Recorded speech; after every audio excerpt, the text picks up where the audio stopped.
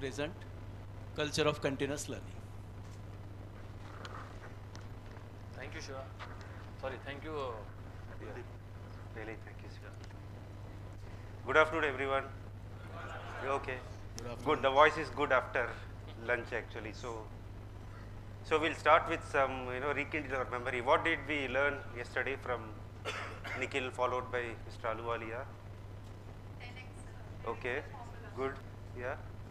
Then, so are 10x's better than any of us or all of us, or they are same as us? They are same as. And what do they do differently? Okay. You can refer to your notes also, Yeah. not a problem. No problem. So, yeah.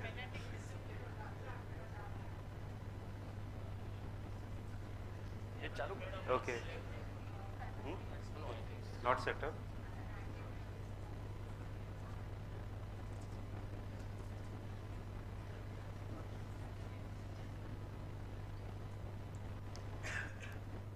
We tried to do some productive paranoia. Morning laptop check here, but this we didn't.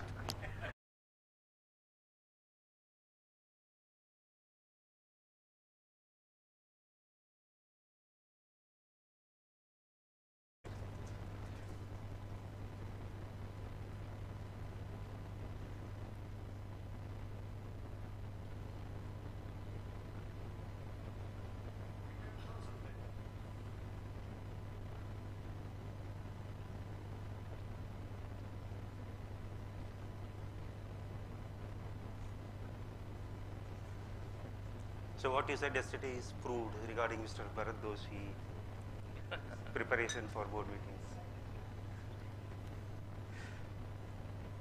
You had hard copy. Right. If we have hard copies, so we can start now.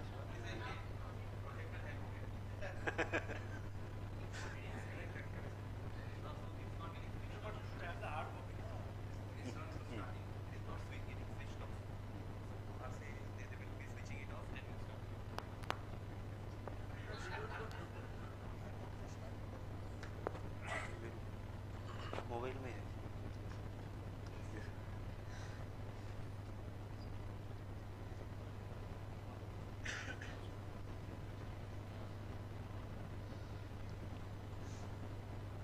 ये चल रहा था.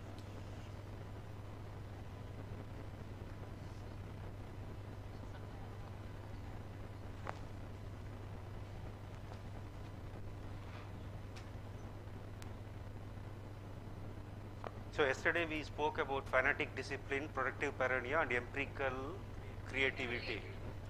Okay, if we think back, the in fact Nikhil sir entered the session nicely with how it is connected to the four discussions that we are going to do today. In fact, all of them are interconnected, and we'll see the interconnection as we go along, right? Yeah. So for doing all of that, if we want to get into that practice, all four are essential: continuous learning, collaboration, proactiveness, whatever you want to call it. Okay, all are essential. Now, like we did a small poll on some 3 questions actually. Let me start with capturing the voice of the team. So we asked 3 questions basically. So what do you mean by continuous learning? Opportunities in Blue Star for continuous learning, and how is continuous learning key to my role? How does it benefit my role? Okay. So there were good number of responses, 45-50. So we have just summarized them in some buckets actually. So we have not repeated everything verbatim. So that what the team says is continuous learning means unlearn and relearn. Very true. It is very, very essential. Then updating oneself, keep updating oneself every day, every week, whatever you call it. And then expand knowledge, which is again very, very important. Don't be happy with I know certain part of it, so I'm okay. So team has come up with the inputs very correctly, and then look beyond academic qualification. Academic qualification can take us up to some stage in life actually. So I've posted that we need to look beyond academic qualification. So the team had captured that very well. Yeah. So this is where I was. So we have just summarized what the team had said. And then what are the opportunities in Blue Star for continuous learning? Like we most of us will be experiencing every now and then. One is job rotation, which is itself a learning. Then we have within CFS, all of us are active participants of the learning circle called Blue Edge. Then we have this I Learn HR initiative, which again, it's re-emphasized through, continuously emphasized through circulars and what interesting new topics are there. Then we have something called I Lead, which a lot of senior managers are going through. That is also a learning. And also, we go on doing continuous trainings on things like Excels, PPTs, etc., which are also essential and necessary as we move on. And then the team also said, how is learning culture beneficial to their role? Of course, increased motivation, 360-degree opportunity, improved efficiencies and quality deliverables, and of course, in turn, whatever we learn, in turn, we keep developing our team also, so the entire knowledge base in the company evolves actually.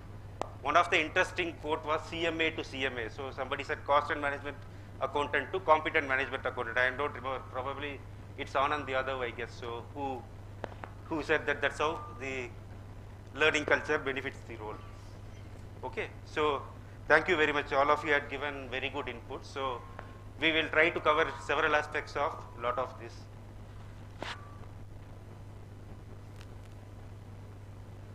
Yeah, so we have seen some background. We have been through the sessions yesterday, and we have also seen the context and what you all have given.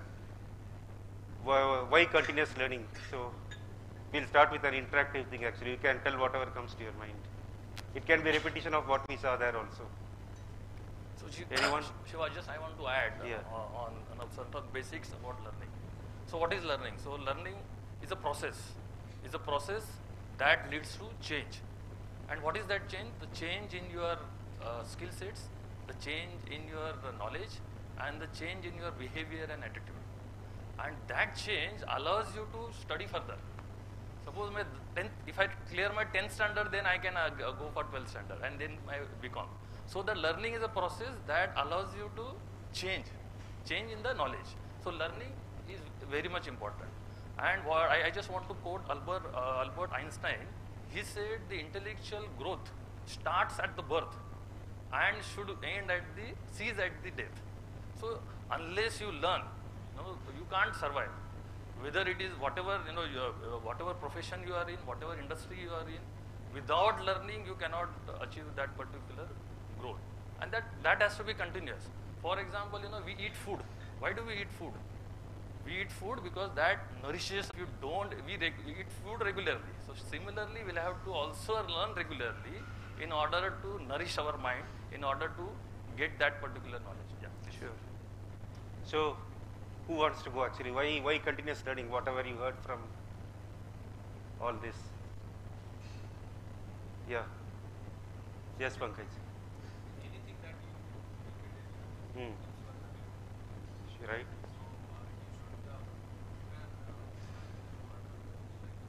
irrespective of whatever you do. correct. You're right. Anybody?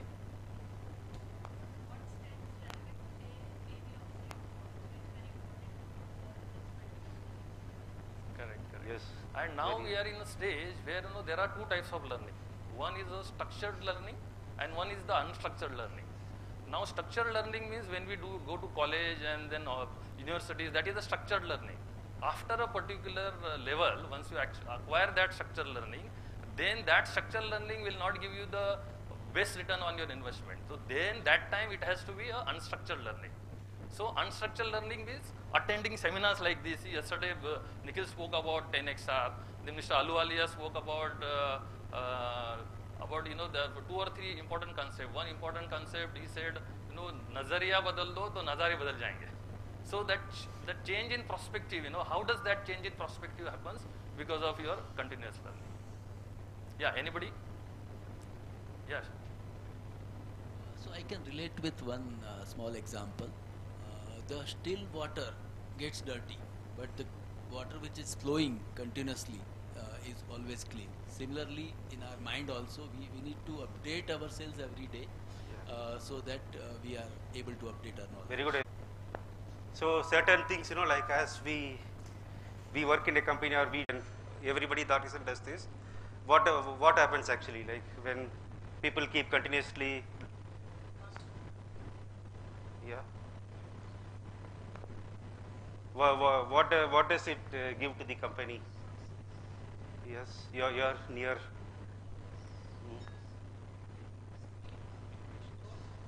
Right. Yeah, so all answers are correct. So it is basically we give added advantage to the company by So all of us leads to competitive advantage. So it is a given. It is necessary to keep learning all this.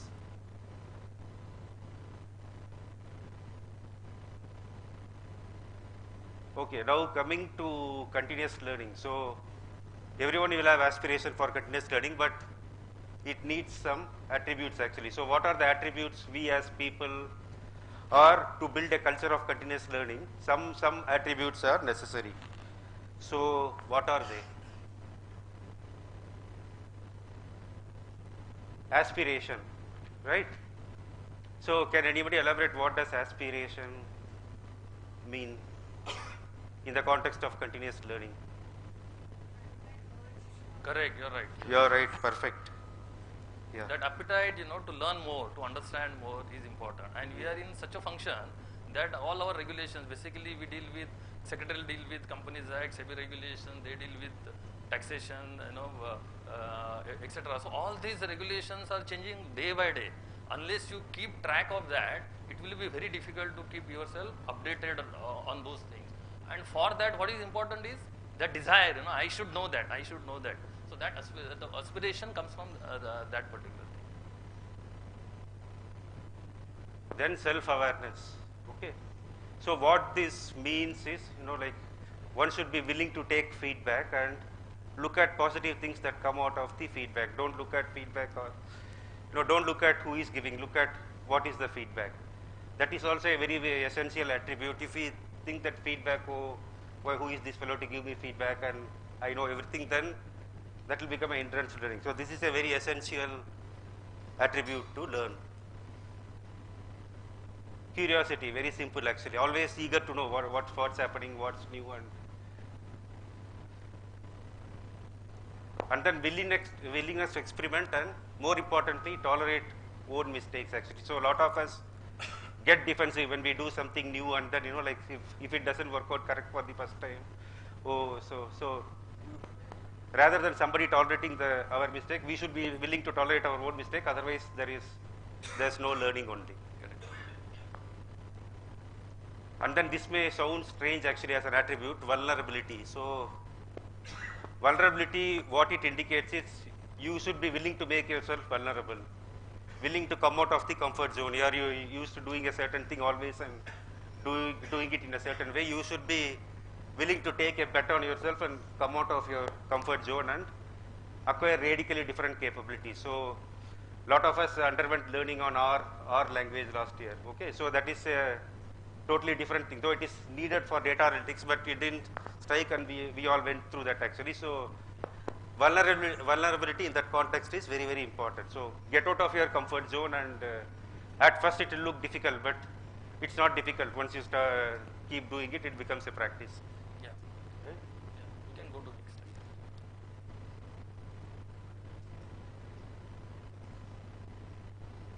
Okay, so we have seen all that is good actually, but at the back of the mind, some unconscious bias comes against learning. What can they be?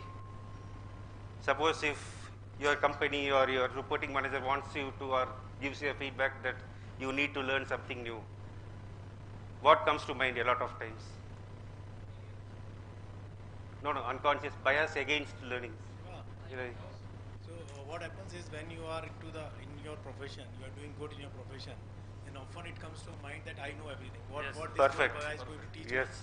And when you realize that is a treasure, I mean, you learn new things, you find that you are actually, there was, nine number of things which need to be learned more. So this is the biasness, which is the comfort zone which we are sitting into, we don't want to break. Right, perfect. Began to Vikas, very relevant. Yeah. Anybody else? It's all very common actually. Whatever is, when it comes, you know that, oh, I have thought of this sometime else when I was told to learn. A lot of it which Vikas has captured already, so we will see one by one. I don't need to learn this. Mera kya padta hai? Why should I learn this? So that's a thought which can come. Oh, I am already very good at this. Why do I learn to need? Why do I need to learn more? Right. Boring. Yeah. Okay. Can happen, no? Actually, I have so much work. Why all this is boring? And then we may be scared actually. Oh, I am terrible at this, and so I am not willing to bet myself to learn this. So Shiva, on this boring, I just while we start this session, I heard somebody saying, "Abhi सोने का time है करके." So that is you are right. So people feel learning something is actually boring. So when these thoughts come in our mind, how can we counter that ourselves? So just think, what will my future look if I learned? Okay, when the first thought comes to your mind, I don't need to learn this. Just think over whenever a input or a development suggestion comes from anybody who is interested in you. Just think, like why they are telling you that actually, and what would your future look like if you had learned? I am already fine at this. Okay, then again a self introspection is needed. Am I really? How do I compare with my peers? That is also one way of taking a positive view of this. What you find boring is interesting to a lot of others actually.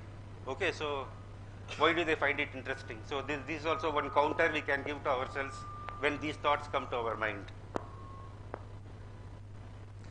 And we should not be scared actually. In the beginning, all of us are likely to make mistakes. Okay, it's only a beginner mistake. We will learn as we go along. So this is the way we can counter the thoughts which will come to the mind. You able to resonate any of this? Have we gone through any of this at any point in our career or study? Right?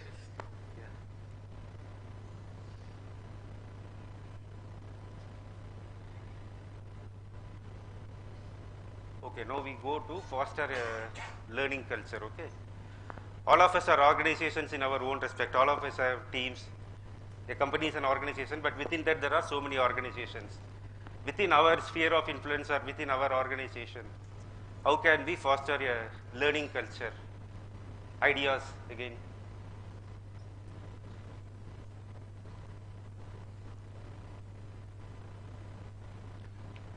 Anybody? So I don't have chocolates like Mr. Aluwalia had. So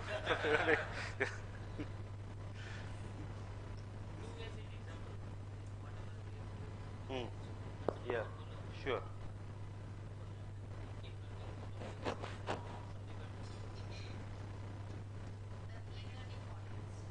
Yeah. Anything else?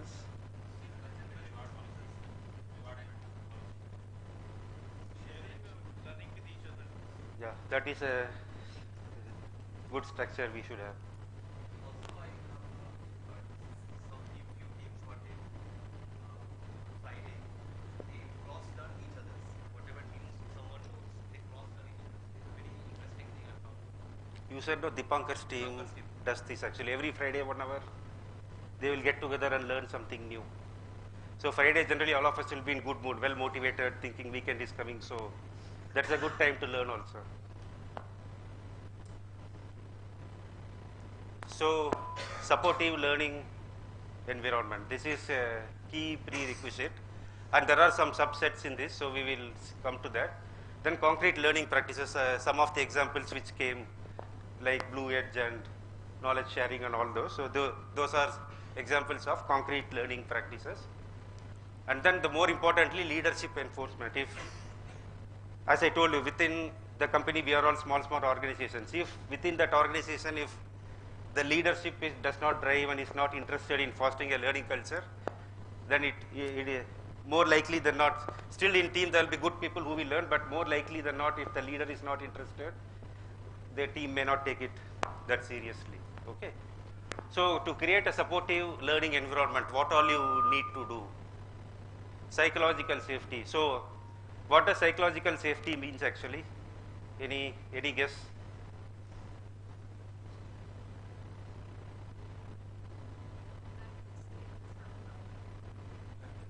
थोड़ा जोर से. Yeah.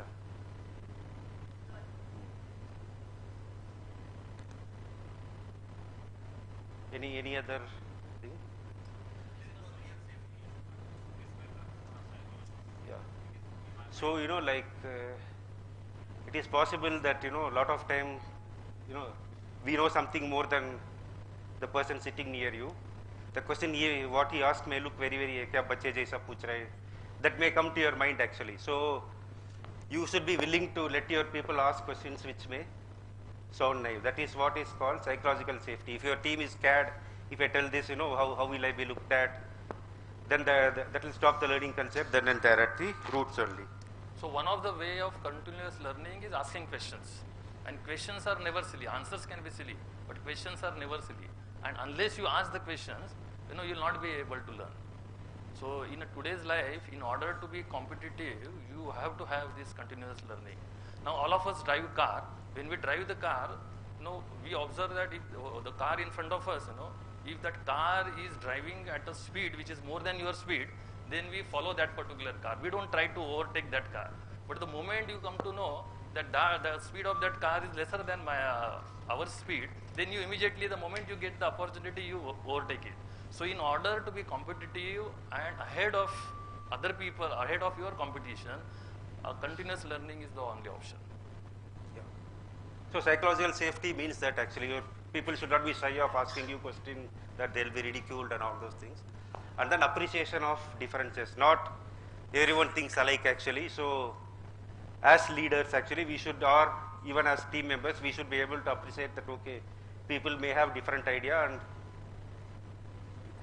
and also openness to new ideas. Both are interlinked actually, appreciation of differences and openness to new ideas.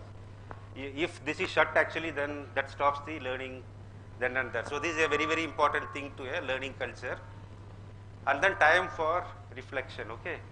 Where everybody is running around always and no time to think, and that is a barrier to a learning culture actually. So there should always be a time to pause, reflect on what happened. That is also a very, very good environment to have to foster a learning culture.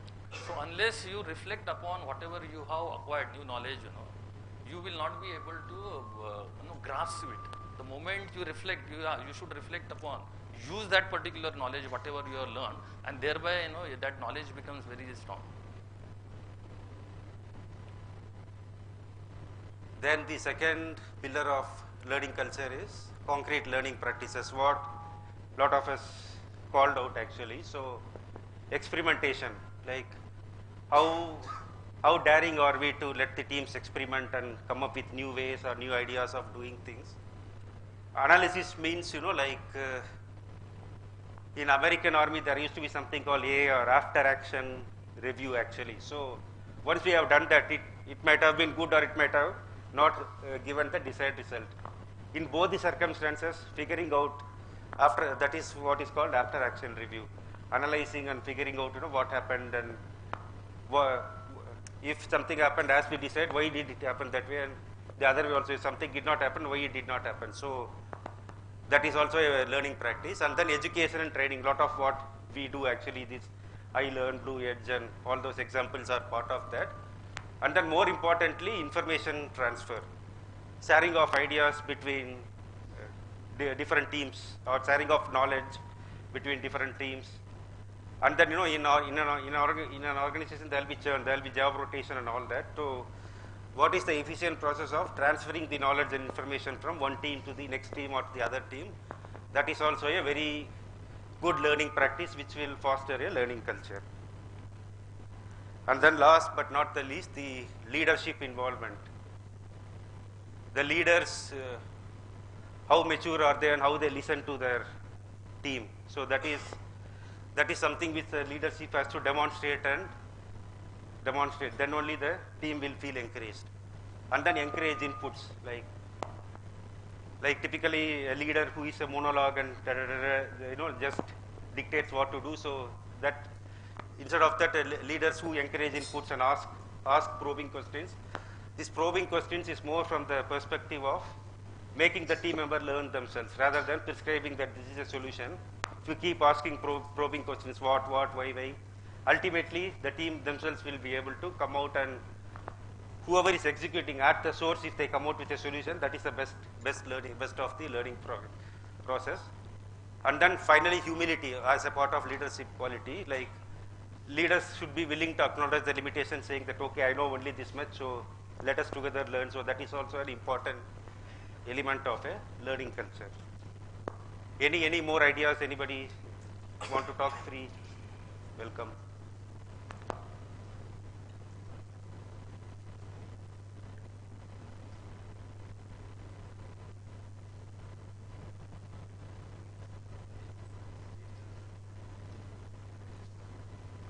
Add that the team leaders need to find out learning needs of their team members, and then work with them. How can they develop that particular skill or knowledge?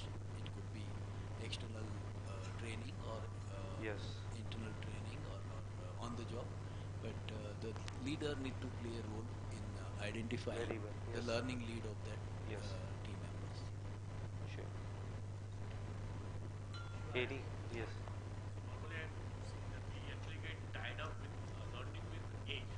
So many feel that 30 or 35 is the age by which we can learn. And after that, we feel that whether we will be competent enough to learn or not.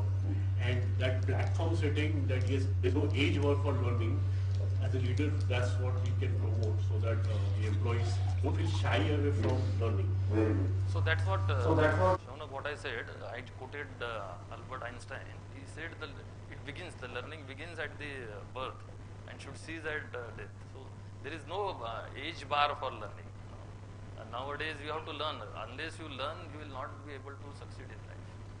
So there is no alternative for learning. So Yeah. to answer Saunak, I would like to take one or two practical examples. So as he rightly said, 30, 35, but for us, like people who are dealing in taxation, so we unlearned everything in 2017 and have to learn everything new. So from 2017 when GST was introduced, nobody was aware of anything of that. And GST in 2007, was it like as it looks me in LinkedIn? And now as I am looking, so GST has become that much now. So I would like to tell one or two things, as Rajesh has rightly said, that we learn by way of reading in schools or in colleges and also by practical experiences. So when we have cleared our professional exam and we started dealing with department, we understood that what are the requirements, what they are looking for from us. And the second thing is, I must appreciate the fact that in Blue Star we find that there is so much support from leadership team. When we started our career in excise, we used to write manual RG 23A, 23C. And from that, till 2 years before also nobody thought that in taxation we will be able to implement RPA, robotic process automation. And by this robotic process automation, we have almost implemented 7 to 8 robotic process automation, whereby we have saved a lot of companies' money. This is a learning, this is a continuous learning.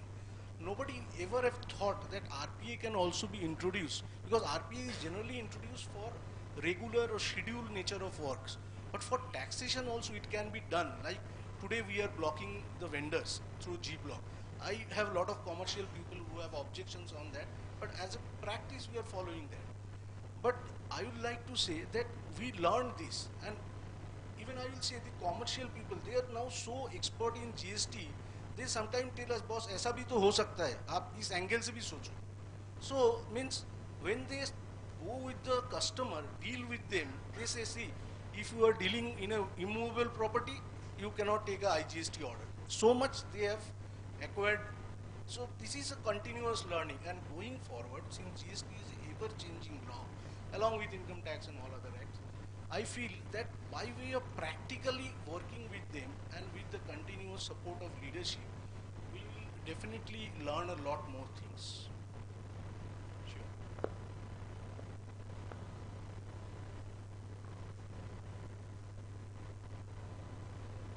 Sure. Yeah, this is a summarization of what we have all realized as benefits of continuous learning. Yeah. So these are some of the benefits of continuous learning. One is remain relevant. Now, if you are working in a particular industry, you need to have, continuous, you have to update your knowledge continuously. If you are working in a secretarial department, you need to ensure that you know all the provisions of the Companies Act. Just like what Debtanu said, your Companies Act also was, totally the 1956 Act was scrapped, and the new Act 2013 came. That time we were very struggling because we had that 1956 Act, all sections built in our mind. We were, there was totally reshuffling of sections. So if I have to be relevant in this particular domain, I have to ensure that my knowledge is regularly updated. So that is one of the benefit of continuous learning. Prepare for the unexpected. Now see, tomorrow company may tell you, you leave the job and go. What do you do? So that time, if you are not, no, I'm just giving a extreme example. So if your knowledge is up to date in the whatever industry or function you are working, it is very easy for you to get a job outside. So you have to always prepare for unexpected. So that is another advantage of continuous learning. Your team is ceasing among themselves. So see, I gave that example because as I said, nothing is nothing is permanent. You have to be ready for all changes. Boost your profile. Another example. By continuous learning, you can boost your profile. I can always recommend somebody. If Shiva wants some help, I can always tell him, Shanti is there. She has learned this particular thing. That will boost your profile, and you get added advantage of promotion or whatever growing further in the organization. So that is another benefit of continuous learning. Competence leads to confidence. Now you will be, by that continuous learning will give you that confidence. Even if you are standing before 1,000 people and you are speaking on a particular subject, if you have that confidence, and from where does the confidence come? The confidence comes from the knowledge. So you have to ensure that you have to take some time out on daily basis to read, read your magazines or whatever professional publications you get. So much material available on Google and all those online platforms. Nowadays, getting that information is so fast. So when you keep your knowledge updated, that gives you a lot of confidence. Another advantage of continuous learning. Sparks new ideas. So yesterday, Mr. Aluwalia says, nazariya badal do, to nazare badal jayenge. So what is that? Once you learn, you change your perspective. Once you learn more and more about a particular thing, you come to know about the new aspects of that particular thing or a particular problem. You will be able to identify a new solution, new way of doing those particular things. So that is another advantage. Sparks new idea when you have a continuous learning process. Change your perspective. Same. Nazariya badlo, nazare badal jayenge. So that additional knowledge gives you different perspective. Pay it forward. Now, once you develop the habit of continuously learning, you as a leader, then you will also ensure that you encourage your team to learn further. So thereby, you can encourage them also to learn further, thereby benefiting the entire your juniors also and the organization also. No, as I would just like to add one thing. As you told that it helps us to keep competitive. So I will again like to give a practical example. When I was working in a company, they were importing most of the materials, and by subsequent analysis or study by their purchase team, they came to know that if they localize their parts, then it will be very much beneficial for them. They can save the import duty, and thereby they have saved a very significant portion. So why I mean this? Because many a time we become complacent. जो हम लोग कर रहे हैं वही तो बराबर है. But if we look at the competitive industry and see how they are doing business, see as in Blue Star, as I told, we have implemented lot of RPAs and all those things. Similarly, और भी कुछ ऐसा है जहाँ से हम लोग improve कर सकते हैं. This is also a continuous learning. So continuous learning is not only within the job; it is a lifelong learning. It continues with you.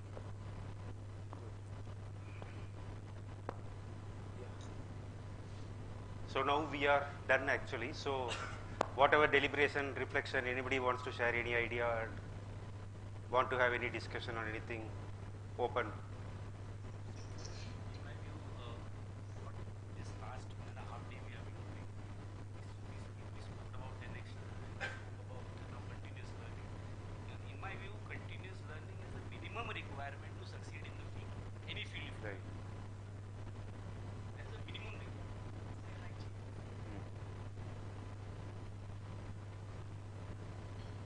This is the reflection which I am getting. Right. So the measures make it mandatory to spend minimum hours. Even for chartered accountants also, you have to study minimum hours of 30 hours. So I think this kind of force should not be MP, it should come from inside, which is missing most of the time. People find the ways and means. People find ways and means to overcome that. Nobody wants to study. So that is the most how it makes a difference for individuals.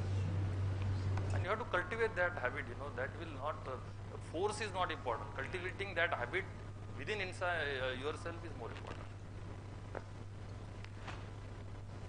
Thank you. Thank you. Thanks.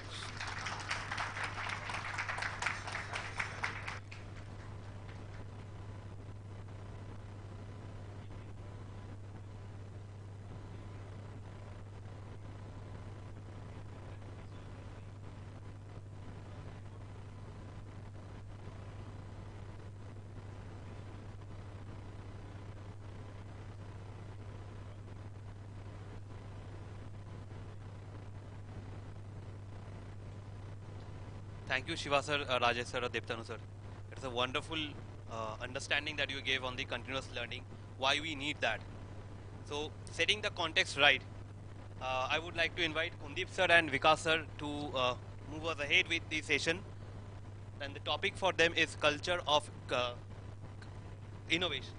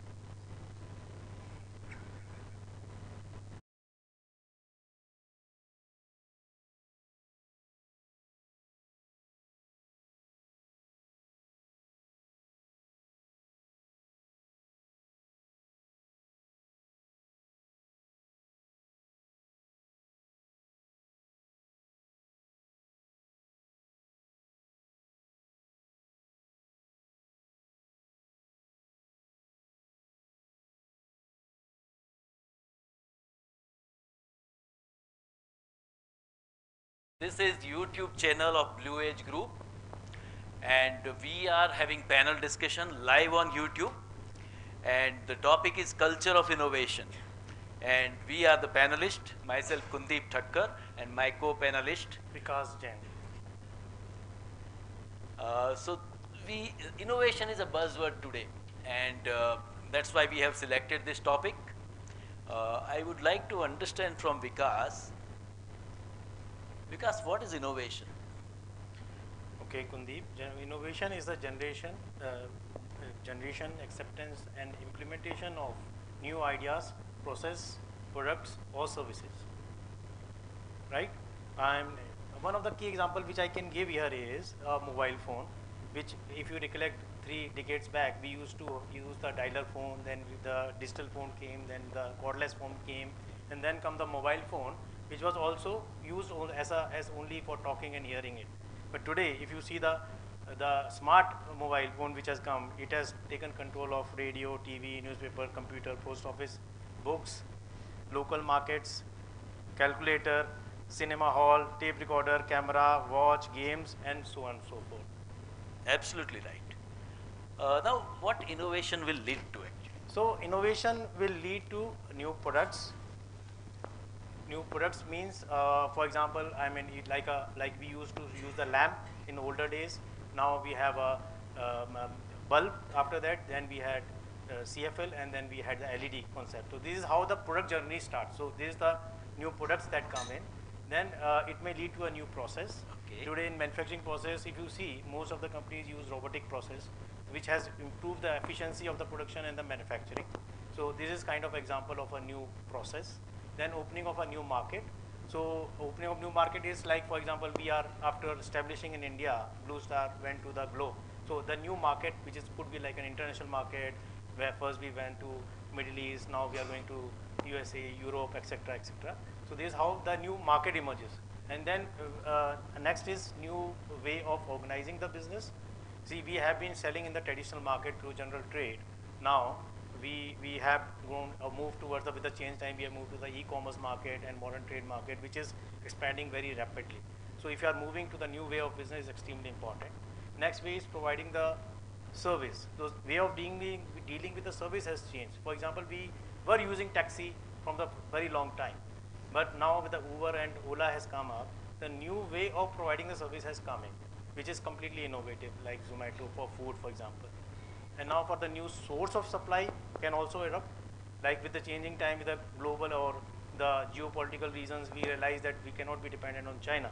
So this way we try to find the alternate means of supplies, which could be for Malaysia, Vietnam, or even indigenization of the products. So this is how the new source of supply comes. So these are the 6 ways where innovation can happen and lead to. Yeah. Very well, Before very we go well forward, explained. Kuldip, I can just want to keep inform all our listeners who are seeing us live today. Yeah. And I'm very happy that you have called me to this channel, which has almost 2.2 million subscribers. Right. And a lot of people are seeing us live. So we have also put a lot of posters here, which give, because innovation is like I mean, there are 100 ways to define the innovation. And I request all the participants who are lucky enough to see us live in this room, they can use this opportunity to see and read each and every sentence, which will make a different and important sense of innovation. Correct. And I would say, like our channel, subscribe to that if you have not subscribed yet, and comment on that. Now we have a huge user base, the subscriber base, and one of our viewer is there with us to say something about the innovation which he liked. So I would like to invite Bharat Trivedi to say something on innovation which he likes. Yeah. Good afternoon, everyone. Okay. So as you can see on the screen, the upper side of picture is to bring water in a conventional way, which we have seen in villages and towns. The bottom side is the innovative way to bring water from water bodies like rivers, lakes to the source or to the consumption place. So in 1991, 2 innovators of South Africa, thought of this problem that many people in the village need to carry water on their heads, and they used to take too much of time. So they found a innovative solution of this, and you can see on the bottom side is the hippo roller. It is a drum made up of HDPE, which you can pull and push. It can contain 90 liters of water at a time. It can reduce 80% of time in terms of water transportability. It can store water for a longer period of time, which in turn benefit the people of South Africa.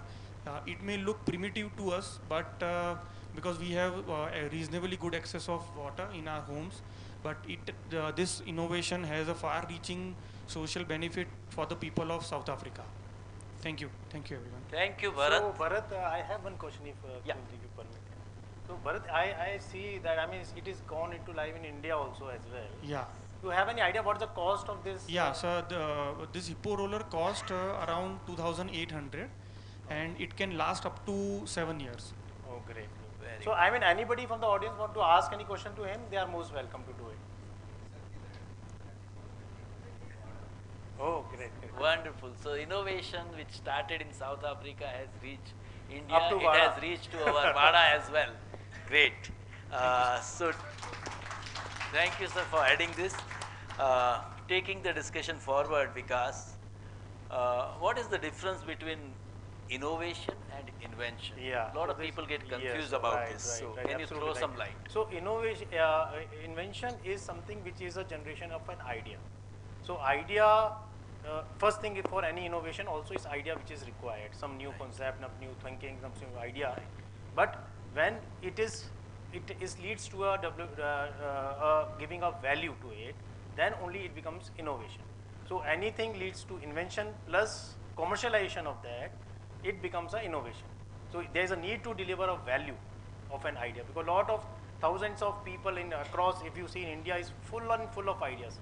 But the very rare ideas gets implemented. They keep thinking. First of all, they do not come out of the shell of even speaking, and those who speak, it doesn't get implemented. So implementation, and that it results to a value. Then it becomes an innovation.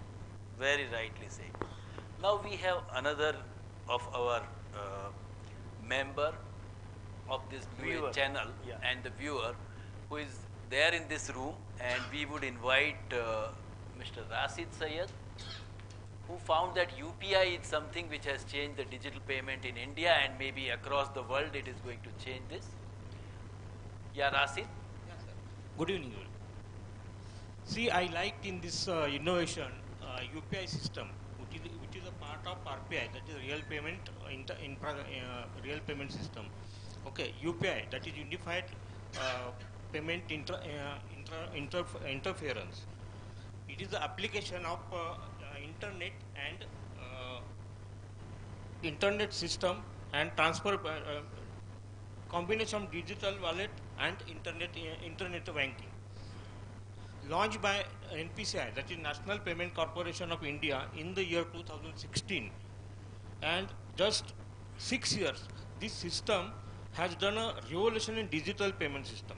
UPI has become the most popular way of the online transaction. 71% of the people, 70% of the users prefer the UPI apps such as Beam, Google Pay, Phone Pay and Paytm, Amazon Pay, etc. Roughly 260 million people are using UPI, and another 150 million users are connected with Aadhaar card linked payment system. So this is a part of UPI only. Daily transaction limit of UPI is 1 lakh, okay, and the 1 lakh rupees, and maximum transaction you can do 10 transaction per day. The benefits of this UPI system is you can transfer your money 24/7 anybody, or you can receive the money. Instant transfer through IMPS. Multiple mode of payment, that is through mobile numbers, Aadhaar link bank, Aadhaar link bank IDs, UPI IDs, QR codes. You can use this system for any smallest transaction. For example, like purchasing vegetables, milk, travels, online shopping, food, fooding, and sea travels. I give you a simple example where I am working. See, I am in P2B team, working in datamatics. Presently, we are sitting in datamatics. I have seen the lot of people who are purchasing cigarette of rupees 10 and half chai, cutting chai it is called. Okay, the total bill will be 15 rupees, but that person will on the click of mobile pay that money to that vendor.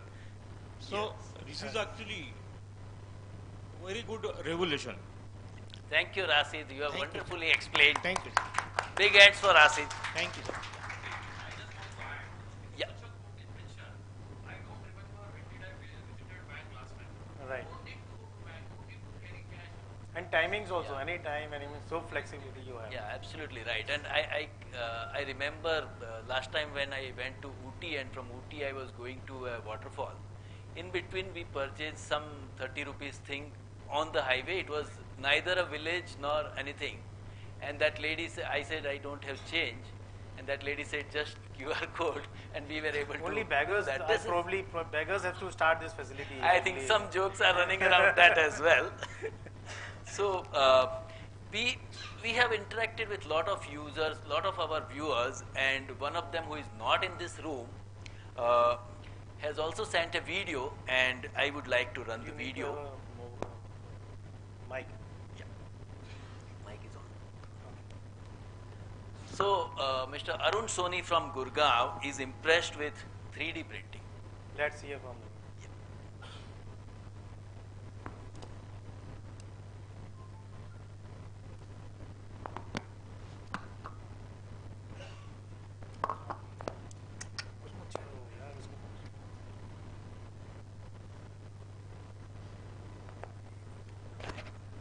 Laptop का speaker on है laptop का speaker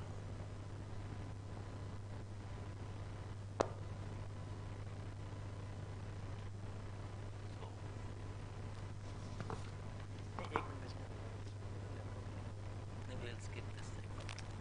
Yeah, in the interest of time, we will skip this message from Arun and move to the next thing. So Vikas, coming back to you, again one more question I have is whether innovation will always result in a positive result? No, yeah, you are right, Kuldip. Of course, innovation may sometimes lead to a negative results also if it is not handled properly. Oh. So one is the very live example is of the nuclear power. If nuclear power is used in the effective manner for generation of electricity, so that definitely is a positive. But it is used for the duplicating of weapons, then definitely it's a negative thing. So similarly, the cigarettes, for example, if you cigarette is a negative innovation for that matter. Okay, understood. So I'm sorry, because of the tech issue, we will not be able to run through the message from Paridhi Agarwal. We can explain on their behalf. You can start the video, let her put picture come. Yeah. So Paridhi is sits in Gurgaon. She is an executive in CPAG. Yeah. So she was very much impressed on the plastic use for the bricks. Actually, one case is plastic is used for recycling in a positive manner, and then it leads to a making of a brick. And these bricks are very commonly now started being used in the manufacturing of the building is concerned. So this is what she has conveyed. Yes, he has explained a lot of benefits. She has given for the example. The durability of this brick is more, the time taken is very less, and the building becomes even this is earthquake resistant, and a lot many benefits are there. Yeah, she is explaining the process also in this, where the plastic comes, that it is shattered through making the very small parts, and then it's compacted in form of the brick. So isn't it interesting? I mean, plastic bricks can make your building within no time. Moving to now, the next user or next viewer is from this room only, and she is Gunika Arora. I would request Gunika. She is impressed by the drone ambulance innovation. Yes, so good evening everyone. So my idea of an innovation that impressed was drone ambulance. So we sit in a time where maximum number of deaths in the country are because of heart attacks, cardiac arrests and respiratory issues. So in such cases, it is difficult for ambulance and they take longer to arrive to the site of the issue. So in order to avoid traffics, drone ambulance were introduced first in Sweden, and they are coming to India also. And last year in 2021, June 2021, the trials began in Bangalore. So because the first few minutes in a heart attack, let's say, where these ambulances are the most successful, so if the correct remedial procedure is shared with is provided to the user, it is very beneficial. So these drone ambulance are generally of two types. One are manned and the second are unmanned. While the cost of unmanned drones can go very high, manned vehicles, ambulances can go very high. So unmanned drones are currently the ones that are being trialed here. Then again, the technical term that we normally use for these is, it's called UAVs, which is unmanned aerial vehicles. So that was my idea of innovation. So Gunika, is it has been implemented in India as well? Yes, as I said, the trial started in June 2021, last year. So my favorite question, I mean, what is the cost? Will it be affordable for Indians? Yes, so as I said, currently the ones under trial are the unmanned ones, wherein they're not driven, they're automized by a person sitting at a particular location and then sent. So the average costing of these comes around 7 to 8 lakhs, which is a lot cheaper than the vehicles, the normal ambulances that we have. However, the manned ones are currently, they're not cost efficient yet. They come somewhere around 45 to 48 lakhs. Correct. So thank you. Yeah, but it will become, I mean, affordable. Definitely. But I think for hilly areas and the remote areas, this will be a boon for saving the people. Right. Absolutely. So moving on. Thanks, Kunika. One more question I have, Vikas. Is innovation useful only in business context? Yeah. Or there are some perspective? Yeah, you are right, Kuldip. Generally, innovation in last few decades has become a buzzword for business, and it is mostly used for the business context only. But it is not that correct actually. It has been used for the very, very long time in the past. For example, Mahatma Gandhi used a very innovative idea of non-violence. So this is how he united entire country, and it has a lot of geopolitical consequences. We are all aware. So this is how where you will say that it is not actually exactly related to growth, but it has a value which has been delivered for the country. Here I will like to give you some more examples, so interesting example of how Indians use the innovation in very smarter manner. See, Indians use this and they call in the general language as jugaad. Okay, so jugaad is the concept which Indians generally use. They, I mean, if you can see the picture, first picture where one motorcycler is carrying 8 to 10 people very comfortably and he's earning his living. He's creating a value out of it for sure. Or pressure cooker is used for making a filter coffee. Have you ever? Yeah, I have tasted the filter coffee. And but yes, not through cooker pressure. It is makes it more and more tastier. Actually, you can try it out next time. Okay. In fact, I can add to this example. I went to this Kerala massage center, the Kerala Vaidisala, and there for steam bath they are using the same thing. I mean, the pipe is put into that steam room, and I myself got the steam massage through this pressure cooker technology. So this jugaad is very so these are the rest of the jugaad also you can see, but let us move ahead in the interest of time. Yeah, but what are the different types of the innovation? Yeah, so this is very important and interesting, but important for all of us to understand. There is a technology which changes, and there is a market which changes. So I mean, if you say the incremental innovation is concerned, you have a same market and the same technology, but you upgrade the technology in such a way that you are able to grow and develop a value for it. So one of the very example which I gave you recently is the smartphone. See, the features are getting added, the new apps are coming, so it is increasing the value, but the market remains same and the technology by and large remains the same. Then we have a disruptive innovation where the technology grows, the market remains the same. So this is where the example of e-commerce comes into play. The market remains the same, but the technology has upgraded and it's disrupted the entire local market is concerned. Right. Then you have a architectural innovation, which is where you have a technology remains the same, but the market grows. So for here also I gave the example earlier, like the export business. We are predominantly Indian company earlier, but we have moved to the external world, external market. So we increase the market, but the technology or the basic principle remains the same. And then last but not least, a radical market where the market also has adopted new market is grown and the technology also new. For example, when the aeroplane was innovated, the people were not using, they were not flying right there. So it's a new market, a new technology for that matter. Yeah, I can very well relate.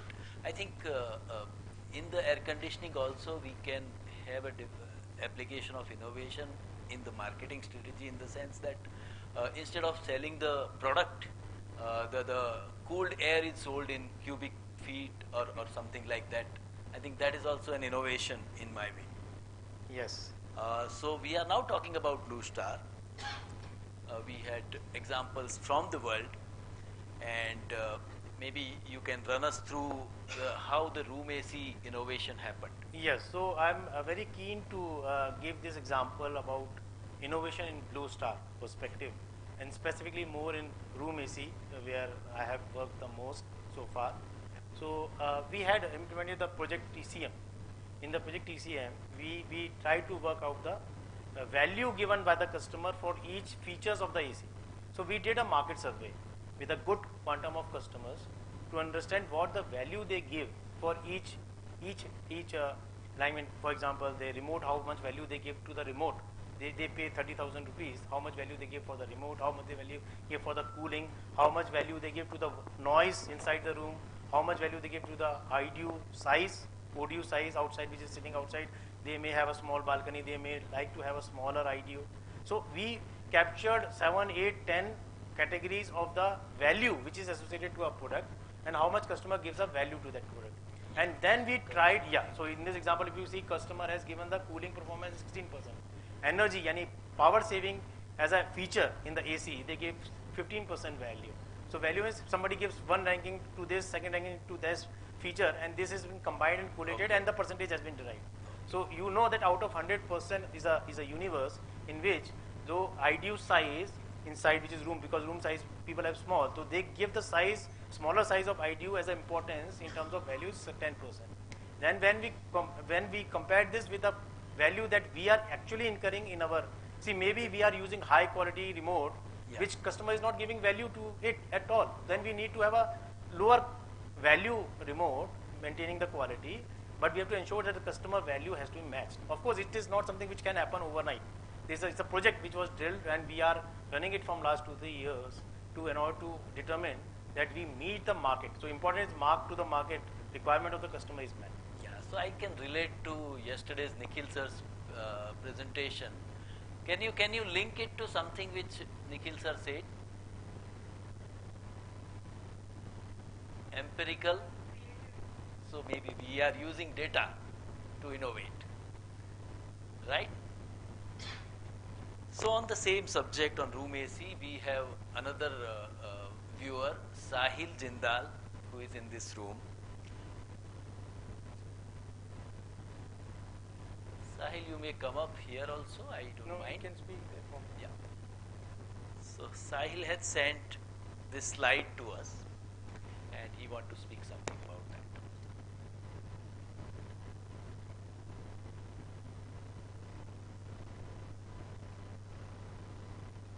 So one of the major innovation in room AC industry that we see, so it started from March 19 and we have 4 years down the line. So it started from the initially peak of actually March 19 to March 20. So it's a premium range of product which we brought at a competitive prices. And effectively we reduced the material cost of the product by 6%, which increased our gross margins as well. And because obviously it's a competitive industry, so cost pressures are really high. So post March 20, then we moved to the next segment by March 21, which was the last ball 6. It was being invoiced from the concept that Virat Kohli we signed as a brand ambassador, and it was the last ball 6 concept, where again we work on the chases optimization and we reduce the cost further.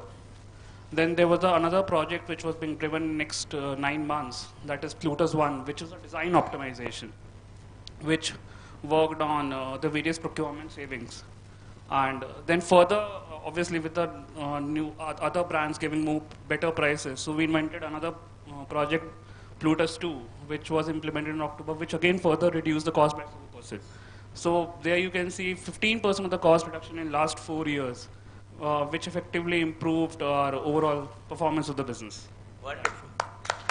So it is through performance optimization, chassis optimization, design optimization, and procurement savings and the new tools, we were able to meet the market challenge in terms of cut through competition which is happening in the market, so that without losing the premiumness of the product, but we went to the mass premium range, so which is most cost competitive, but without any compromise of the quality. Wonderful. I think this will lead our products to an exponential growth, and in next few years we will have sizable market share compared to what we have today.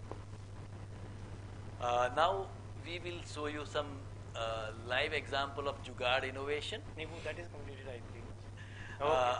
Like in my laptop, the audio is not working, video is working, so we will use video of my laptop and audio from Vikas laptop. This is the Jugaad innovation I am talking about.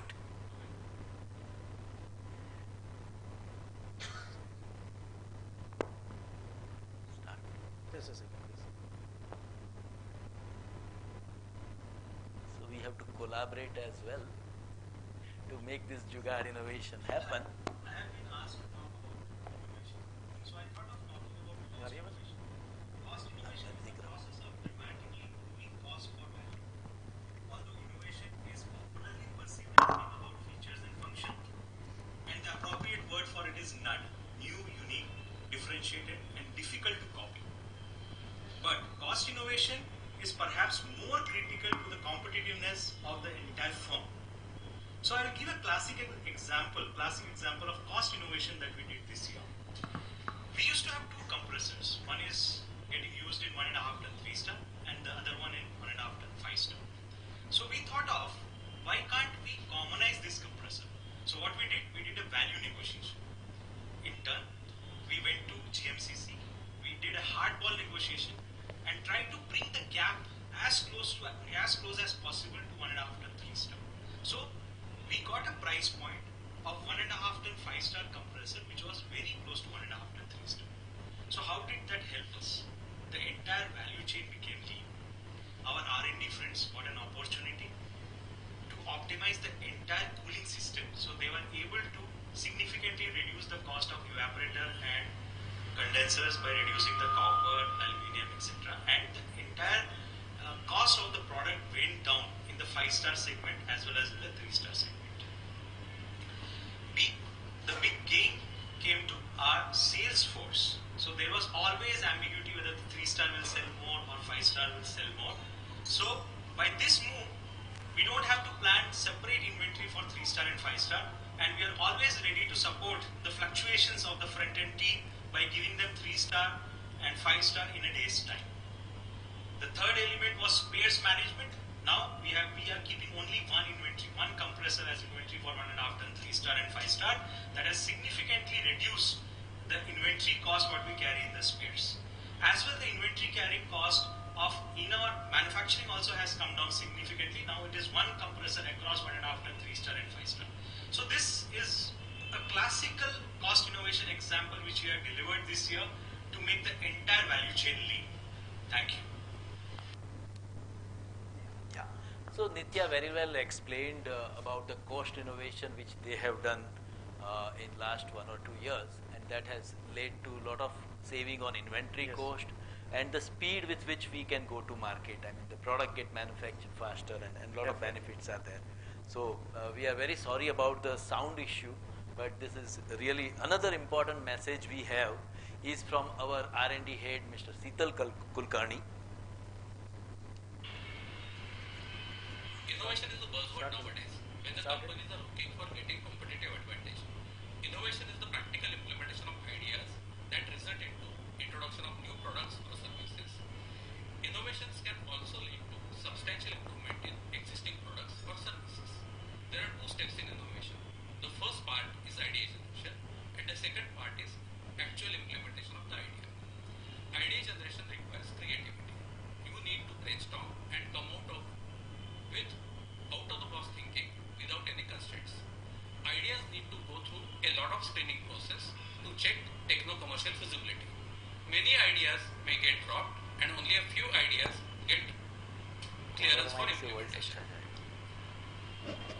structured process where prototyping and validation is completed.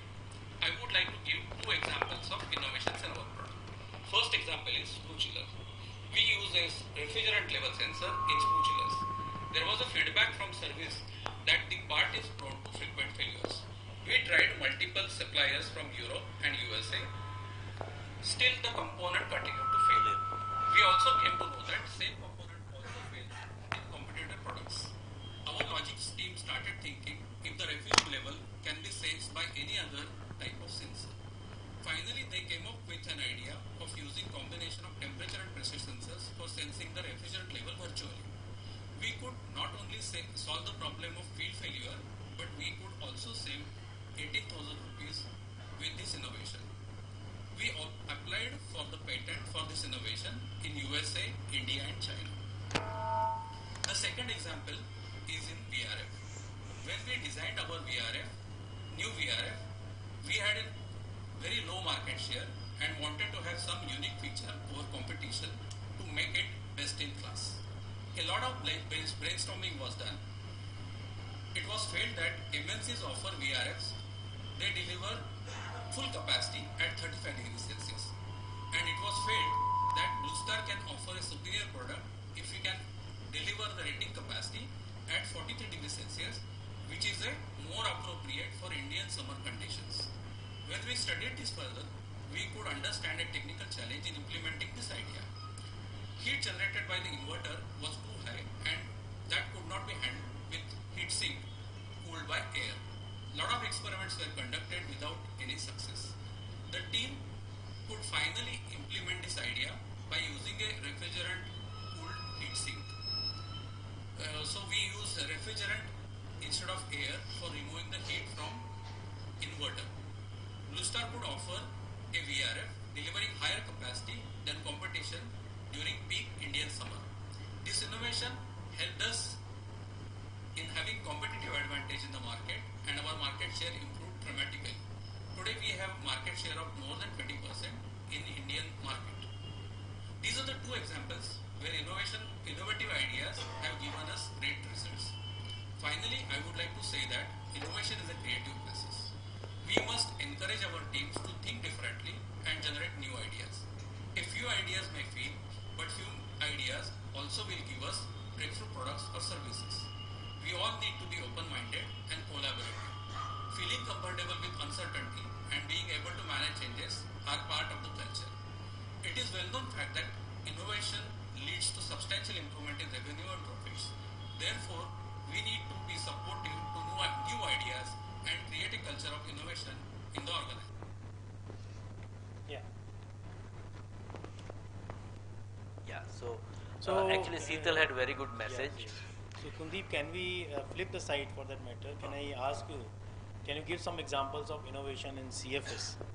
Sure. So we started with World, we came to Blue Star, and now we are reaching to CFS. So in fact, you don't underestimate people of CFS. No, I know. They are continuously innovating and there are many examples, but I have chosen these 4 examples which are done by our CFS team in last few years. Like Star Sampark, most of us know that now almost 10,000 vendors are submitting the invoice online and close to 3 lakh invoices which we are processing every year. Some 97% invoices are coming through portal, and because of that the processing cycle has reduced dramatically. And there are many more benefit to vendors, like they are able to see different status of invoice and payment status and all. Similarly, Star Connect. Star Connect has connected all our dealers, like they are able to put their requirement and based on that the order get created. Almost 800 dealers and because of that I think the sales cycle has reduced dramatically. Similarly, our GST team has done lot of innovation. Debtanu was explaining about RPA and all. So ITC reconciliation and how to maximize the ITC, lot of work has been done on that also. And our own Blue Edge, the channel which we are on, Blue Edge has also been an invention, or I will say innovation, right? So I would like to request Ashok Jadhav, who is touched by these two innovation, Star Sampark and Star Connect.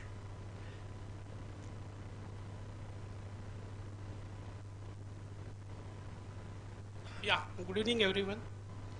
I'll start with Star Sampark. Prior to Star Sampark, most of the vendors used to prepare invoice and courier hard copy to CBO or Datamatics.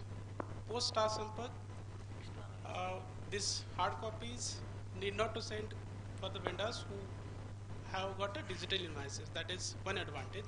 Second is, prior to Star Sampark, channel partners were not having clarity about their work orders as well as invoices. What is the status of their invoices? They used to speak to our people, Blue Star team, and they used to find out. I think Star Sampark is big platform. I have been visiting dealers and they have been appreciating in every forum. Because of Star Sampark, the invoice booking has become faster, payment process is also faster, and indeed that has created a great satisfaction among channel partners. Because most of the channel partners will be interested in their payment, knowing status of their invoice, that has made possible because of Star Sampark. Coming to Star Connect, Star Connect has come into picture because of as a part of ease of doing business. Blue Star conducted survey across the country and find out that there are many people used to comment that booking order is easy in Blue Star than executive. There was a Circo who was outsourcing function and it used to take 2 to 3 days to create a sale order. With Star Connect, now the channel partners are having their login ID and they can punch the orders directly. Previously we used to wait for hard copy of purchase order to come from channel partners. Till such time hard copy is not received, we will not execute the orders. Second advantage of Star Connect is channel partners can view the status of their order.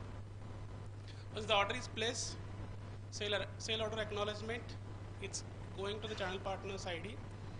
If picking, OBD, invoice generation, all these things are seen by them on the portal. I think that has created added advantage for them. They can also see their statement of account. What all purchases they did, what all payments they made, that also can be seen on the portal. One more advantage is that there is a payment gateway. Channel partners who are on channel finance, they can make payment and automated payment advice is created. Since the automated payment advice is created, there is improvement in the productivity. Other than this, even channel partners, CMC used to get physical signature of channel partners on the agreement. Now even digital agreement we have implemented and that sign up can be taken through Star Sampark. So I think indeed it has resulted into a lot of productivity and great satisfaction among channel partners. Thank you, Ashok. Thank you. Thank you very much, Ashok. Big hands for Ashok. Actually, he is interacting with channel partners and vendors, and he's giving real feedback. So thank you very much.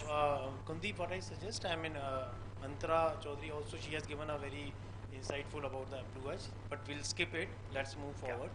So I have a next question for you. How to create a culture of innovation? So briefly I will explain. Basically the innovation is equal to creativity plus commercialization. So we will focus on the creativity part. Commercialization is a process which organization have to do, but as an employee how we can contribute is through creativity. And there are 3 things related to creativity which I would like to explain. One is the domain scheme. The first session talked about continuous learning. So yeah, you have to become expert of your field. Unless you know your subject well, you will not be able to do the innovation in that subject. Second is creative thinking. I mean, you have to seek novelty all the time and diversity, and that's how you can inculcate the creative thinking habit. Then third thing is intrinsic motivation. Like unless you have passion about something, you will not be able to do the breakthrough, right? Great, yeah. So passion and pleasure. Yeah. So can you give some tips to enhance your creativity? Of course. So as per me, there are 6 tips for creativity, and this is most important part of our today's session. Like First of all, open your mind. By open your mind, I'm saying you have one new experience every day, however small it may be. But new experience will actually, for your mind, it will create a lot of critical and breakthrough thinking. So that's important. Second, diversity. In your problem solving process, bring more people with different perspective, different cultural background, or say different functions, and that will give a lot of ideas. Third, relax. So if you are stressed or in boredom, that is actually blocking your creativity. So always relax. Fourth, stop looking to right answer. I mean, instead of that, stop, so look for many answers, out of which one of them can be a right answer. Then discover your creative rhythm. Some people may get new ideas early in the morning when they are walking. Someone may get new ideas when he's going to bed. Someone while going through local train may get good ideas. I mean, which time is for you that you can find out which is your rhythm and be creative that time. And the last one, health makes wealth. I mean, regular exercise not only makes your body strong, but at the same time, your brain is also working very powerfully when you are doing the exercise, or your health is better. So definitely, that's Kuldip, it yeah, from my side. I mean, if we practice all these things, definitely we can change the world. So in the next session, we need to know how CFS team can contribute to innovation and adding value to Blue Star. I think it would be the best if we can request our group CFO himself. He can give us some idea on what should be the CFS, how CFS can contribute. Yeah. So, Nikhil sir, we would request you to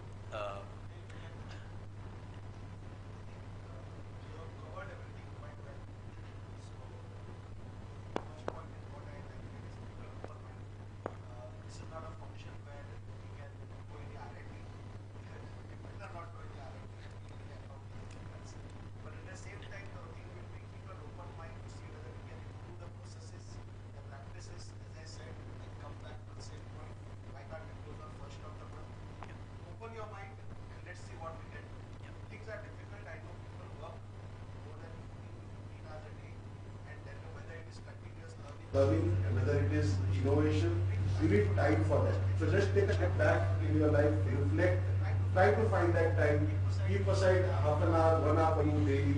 If you are not able to do, you punish yourself by doing something on Saturday. But think whether you can just open up your mind, and I think other things will start happening by themselves. Make a start, that's it. Just make a start. Thank you, sir. Thank you, sir. So last but not the least, least, we have to make innovation as our part of life. We have to make this as our anthem. Although we are struggling with the voice, let us all have this, read the anthem along with the music.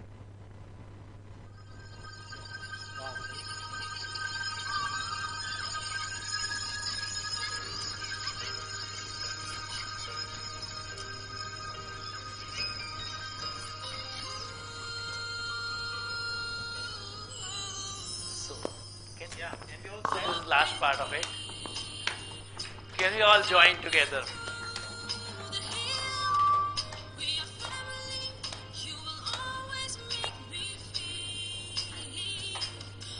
Walk with me.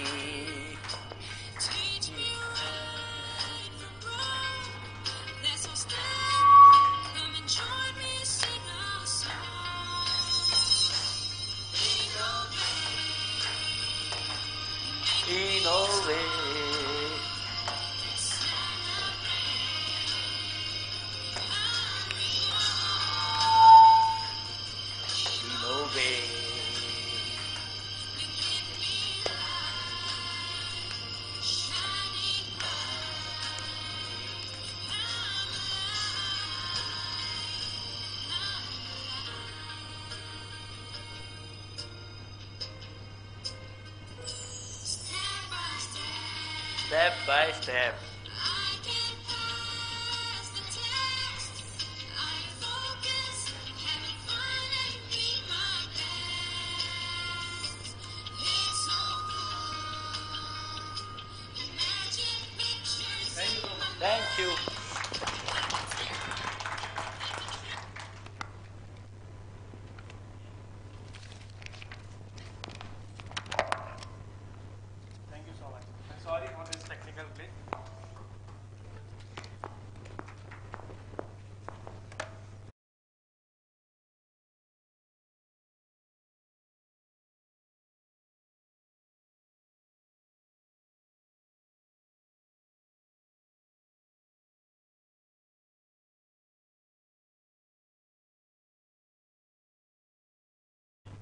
I request Ravi and Saunak to take us through.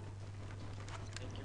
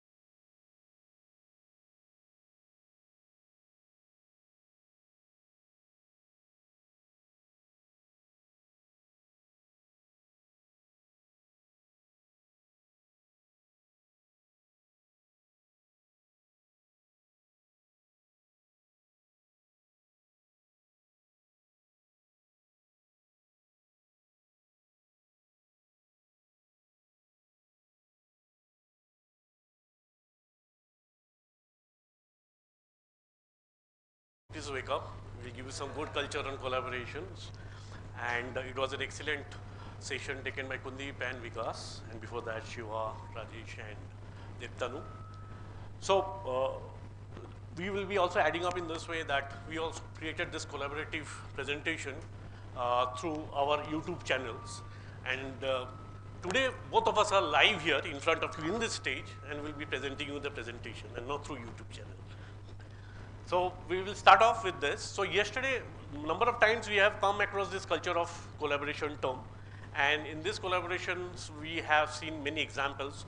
One key example that we saw yesterday was that we were having some 40 teams which were created to balance the pins, and everyone tried it out, collaborated together, and there was one team who made 43 balances of those pins, and there were others also at various levels.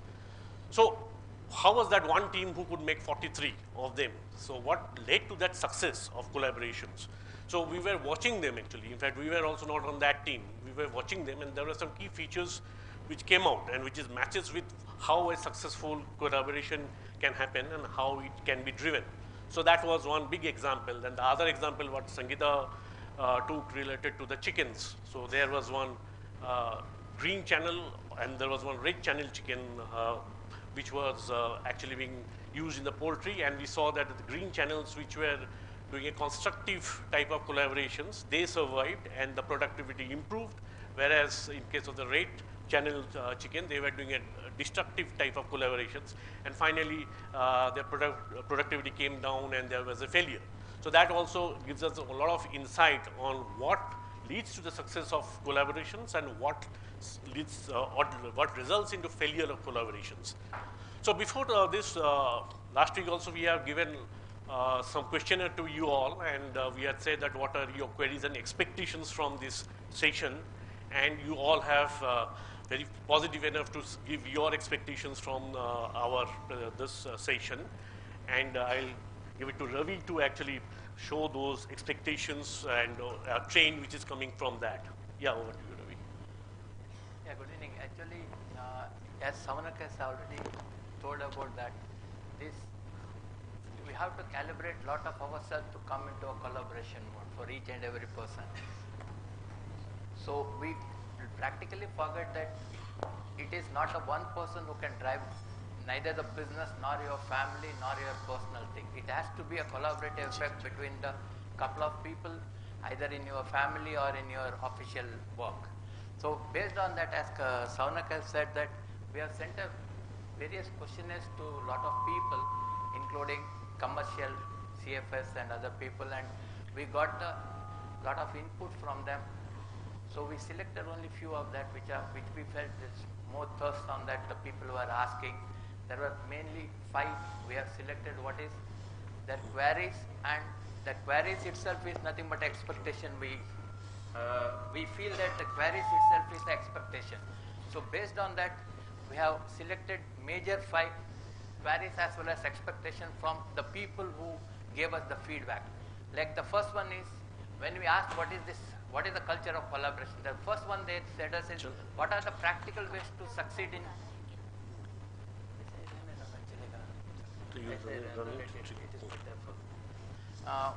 what is the practical ways to succeed in collaboration?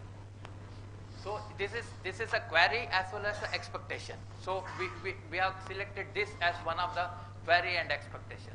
Going forward, the second what we have selected is how to create a platform for effective communication and exchange of views. So this is as well as a query as well as expectation, because people will expect that yes, how I should communicate, what views I should exchange, whether I should be very open to it or I should hide my opinions, or I should suppress my opinions or views. So this is the second one which we selected. The third one we selected, how to build a culture collaboration among fellow colleagues, because as I said you in the beginning only, it's a collaboration is nothing but 2 or more people coming together. So there cannot be a collaboration on individual. So this is the third query or as well as expectation what we thought we should be bringing to a notice. The fourth one is how to reduce dependency on the other function leading to the delay. Now the question is very important. We always say that okay, this department has not given, that function has not given, so we are delaying it. How to reduce these delays? This is one of the query as well as expectation. We felt that's very important for the collaboration, because if you collaborate among yourselves, definitely this delay can be avoided. The final one what we selected is how to meet a timeline. So this is a very difficult question to answer as well as very difficult question to think, because there is always a shortage of time for everyone, for every activity. So these are the 5 aspects what we selected, and we took it as a query as well as expectation from the people. So these are the 5 questions we are going to take you through, like how it will go, what is collaboration. Going forward. Yeah, so now we'll be coming to the main term. Let's get into the meaning of collaborations before moving to the culture of collaboration. So my open questions to you all, what do you mean by collaborations? Everyone can just try, and there are prizes for trying. What do you mean by collaborations? On a simple. Okay, fine. Yeah. Red. Anyone else? Great. Some more from the backbenchers. Okay. Some more?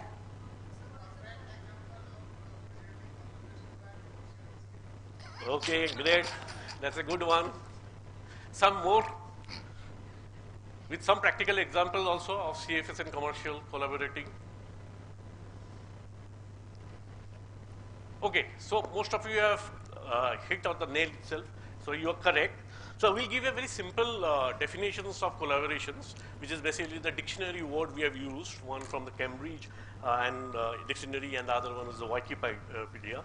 So it is what most of you say, that 2 or more people working together to achieve the same thing or a common objective. So that's the definition given in Cambridge dictionary, and in Wikipedia it again says 2 or more people or even organizations or entities coming together to complete a task or achieve a goal. So that's a very critical one. So one example like we can give that when we often a joint venture, one of them is having a technical expertise and the other one is having a local market expertise. And when they join hand in the joint venture, the common objective is to finally produce and sell and earn profit from that locations or that region. So that's one example of when 2 entities actually collaborate. So there are many ways. It's not just limited to only just 2. There are many more who can collaborate together to achieve a common objective. And specifically, these are the English which has been given over here. You can park it off because there are a lot of English, but mainly it deals with what are the essential elements for a successful collaboration. So yesterday we saw those examples where our team only successfully collaborated and created some of the record number of, for example, the nail balancing one. So those are some of the illustrations, and these are some of the features which needs to be there for a successful one going forward, and we'll present it in the next few slides. And on the organizational context, it is basically that relationship to develop and intervene to actually get it the way forward. So many of you have said in your queries that interdepartmental dependencies leads to delay, and that is actually creating a lot of bottlenecks to move forward. So here collaboration plays a major role, and actually going forward and actually meeting together and achieving a common goal is the key to the success. So cross-functional collaboration becomes very, very crucial to handle those things. And we'll also explain how that can be done. So there is a clear process which needs to be followed for the success of the collaboration. So I'll give it to Ravi for the types. So further to taking further to the Saunak's this thing, like what are the types of collaborative working? We analyze the entire, as yours, so many people have told that joining two hands, joining two heads, joining two minds, or everything like taking it that, right? But we put it entire thing into a 4 baskets. Basically, we have classified that entire thing into a 4 baskets as far as possible, best of our knowledge. But it can vary. But in that, the first basket we find is a team collaboration, which requires a full team. The team collaboration, whatever activity you do as a team, so it will fall under a bucket called team collaboration. One of the collaboration method is team collaboration. The second we found is a community collaboration. This is basically where you live, where you stay, where you work. So many things are there. It all falls under your community, your friends, your whatever you call it, like basically they fall under your community collaboration. The third we see is a business collaboration. If you are a professional, if you are working for your own business, or if you are working for whatever you call it falls under your professional. A professional thing falls under a business collaboration. And the finally is a strategic collaboration. It can be strategic collaboration maybe with your friend. In fact, it may be with your siblings, or maybe with your own sons and a daughter. What the collaboration you are going to do? What is that you are going to think about it? So we classified maximum. These are the 4 type of collaborating work possible, but there may be other things we don't know, but practically we classified the entire thing under 4 buckets. So going forward, what are the essential elements of building collaboration? So if you see here, we'll get a first question is why collaboration is needed? What is the purpose? Is it to cooperate? Is it to compromise? Is it to contradict? Or is it to confront? Or is it to conflict? Or is it to just collaborate? Then second, who all are involved in collaboration, and where and when it needed to occur? Now the second question will come into your this thing is who all are going to be involved, why it is to be, where it should happen. The third question we'll get is what are the advantages of I am collaborating with him. So what is my outcome? What is my end goal? What is my what I am expecting out of it? Then how this collaboration is going to happen? Definitely how it is going to happen. These are the essential elements of building collaboration. But if you look into it, the entire aspects, whatever we talk of the collaboration, ultimately it ends in a one word like together everyone achieves more. It is nothing but a team. So we would like to highlight that it is collaboration, nothing but a teamwork ultimately. So together is the sentence what we call is a shaking of hands.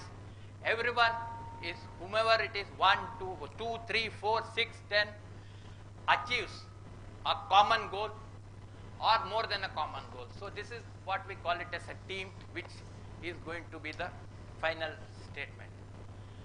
So then the question arises is why collaboration is required, or if not, what happens?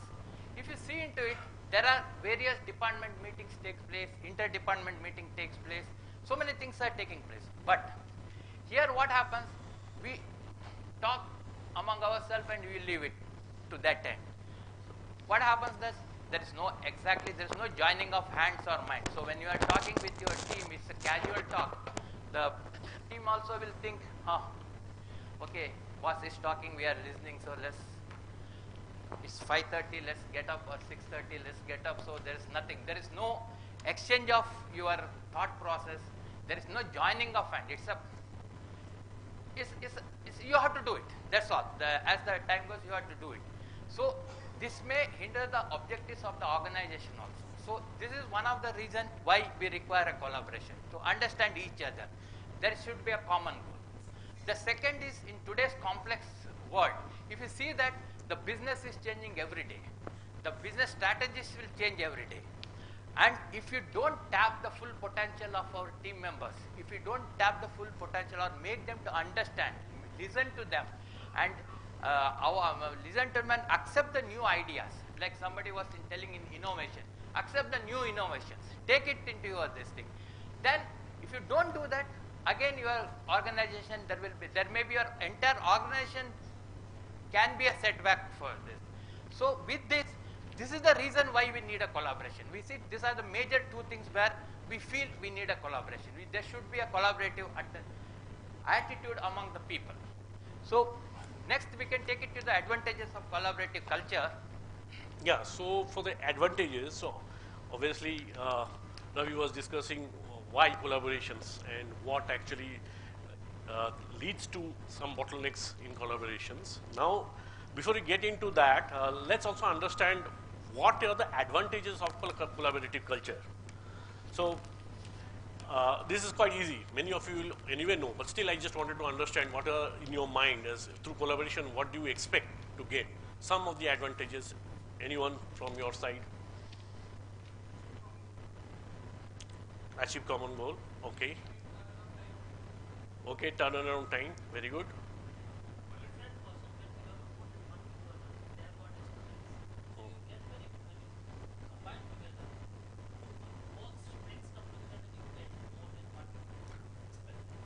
Great, Vikas, that's a good point over here. Yes, somebody else was saying one more point. Yeah, definitely. So improvement of the quality as well as the productivity, that's something which we expect. New ideas, right, Shiva? So getting new ideas. So there are many. If anyone wants to, from the backbenchers, anyone else who wants to answer? That's good, very good. Cross-functional relations we will improve. Yeah, new friends or relationship, building up the relationship becomes very crucial. Yeah, Renu, you were trying to say something. You were trying to say something. Anything you feel? For a particular task, then it will become a motivation also for a company, like, and for everybody, if they will complete and they will get appreciation from anybody, or means like a contract, for an example, if legal team or GST team and commercial team, sales team come together, and that way if we'll get that contract, then it will be a motivation, and everyone will feel that we have given our contribution in that task. Yeah, great. Right. So when the team comes together, it actually leads to the success of the company. So that becomes very crucial. The more the collaborations and successful collaborations, more is the success for the company. So that is one of the key benefits from collaboration. So most of you have touched the key ones. I am just giving it. So it encourages problem solving because of meeting of the ideas. So new ideas coming in obviously will lead to the problems getting solved faster. It reduces the burnout or basically the attritions, because everybody will feel motivated to contribute and deliver. Obviously, there will be more job satisfaction. Then there will be a pooling of thoughts. That's the key thing, pooling of thoughts and ideas. And there will be an informed decision making. So the decision making improves when more and more people comes together from different functions. It actually helps in achieving our goals in a better way. So that is very crucial. It allows the employee to learn from each other. So in the previous session, it was said that some of the functions on Fridays actually come together to exchange their ideas. So that's a very good idea to actually learn and grow your own knowledge base. So that's also helps in collaboration. So collaboration does not just means only the profitability or the success of the company. It also can lead to knowledge-based growth, and what Ravi was earlier saying, even in the society or in the family, you can also collaborate together. The main thing is that what is the objective you want to achieve. So that is very crucial in the collaborations. And obviously, we say that employee productivity or the quality also improves. Problem solving we have touched upon. And that change, potential for change, whenever it's always we have the challenges of meeting the changes and how we can match it out. So collaboration is one of the biggest tools to actually match it and get accustomed with the changes. So that's a continuous tool that we can always use. And finally, the remote teams.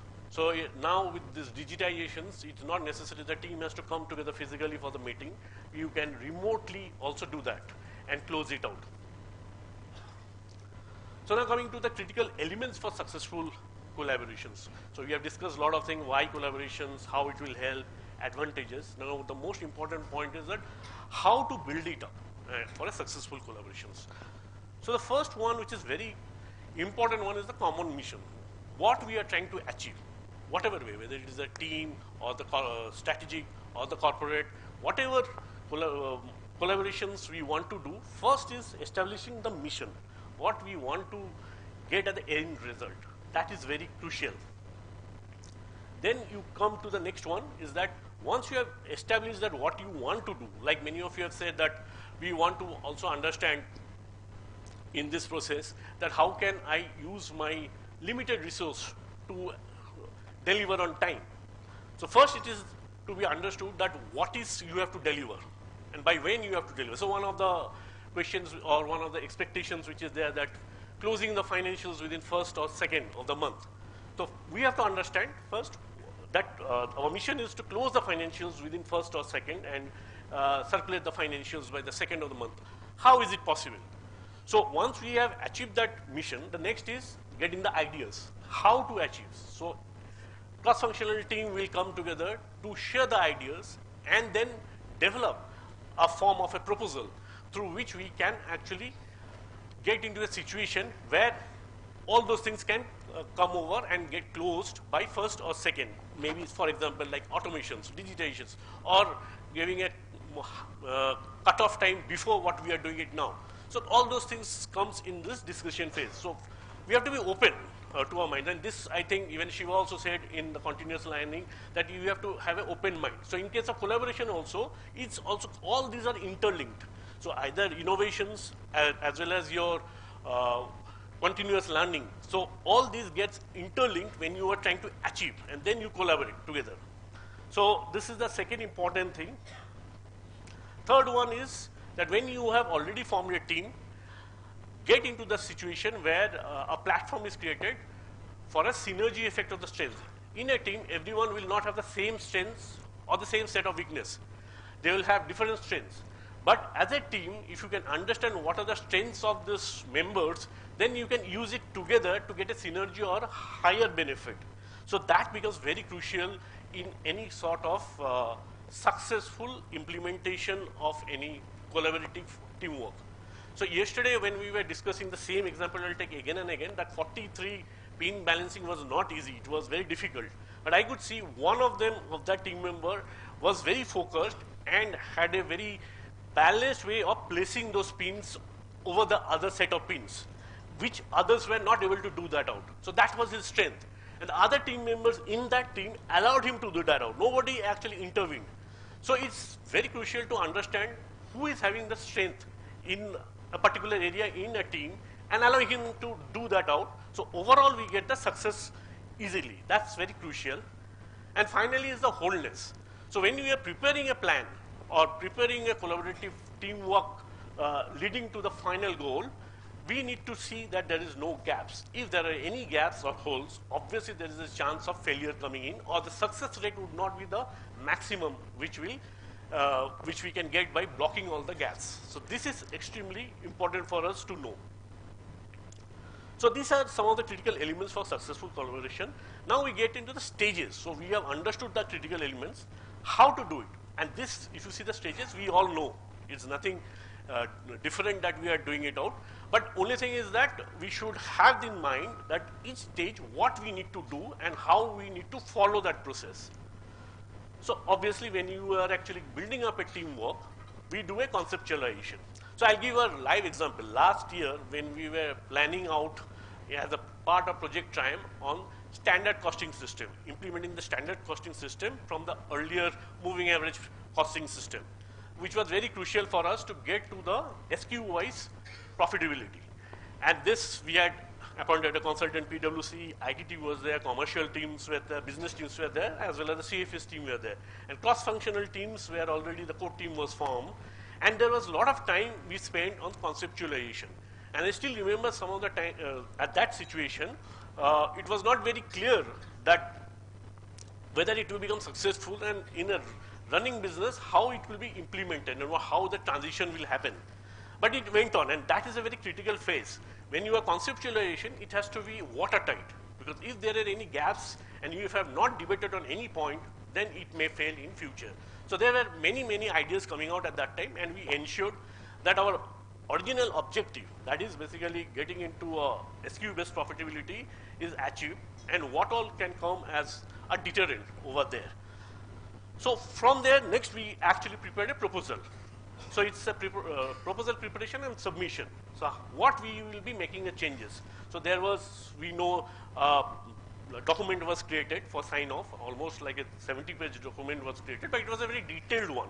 And it actually explained what all we need to do in our day-to-day, both on the accounting side, on the system run side, on the overall booking of the cost, even on pricing side. A lot of changes were actually planned over there. So this was put into the proposals. And then the next team comes is the management, where it is evaluated out. And finally, the approval is given. Once the approval is given over there, next is the implementation phase. So that's where you are implementing any collaborative work. And that's when you are executing whatever you had proposed. So all the PLC or the project life cycles, milestones, it's all created. So here also we had a 3 months implementation stage. Once we were implemented, then comes the testing phase, which we all know. And that's where a lot of teething errors came in. Especially I'm talking about the Project Triumph and the standard costing system, and everybody of us also knows that initially what all problems we faced. But that was very crucial for us, because if we had run that process 1 month before, we could have fallen in trouble, and that could have completely affected our MIS financial reporting and would have given us a wrong profits. So there, whatever errors were found, that was debated, corrected or rectified, and then we represented the whole thing again and changed the programs also with the help of our consultant PwC. So that's very crucial, testing phase. And finally, it comes to the dissemination phase. Because once it's implemented, it actually gets executed. Now, month after month, every 7 months, we are doing it out without any hiccups. So the whole collaboration has been successfully done.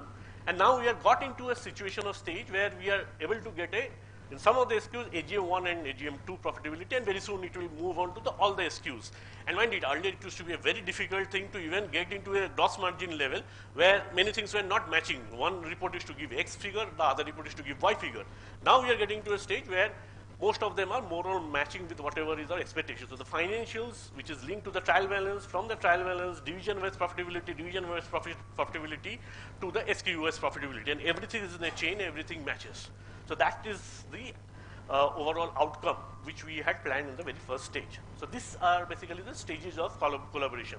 So that's what we said, that you may, during this stage, you may find a lot of challenges.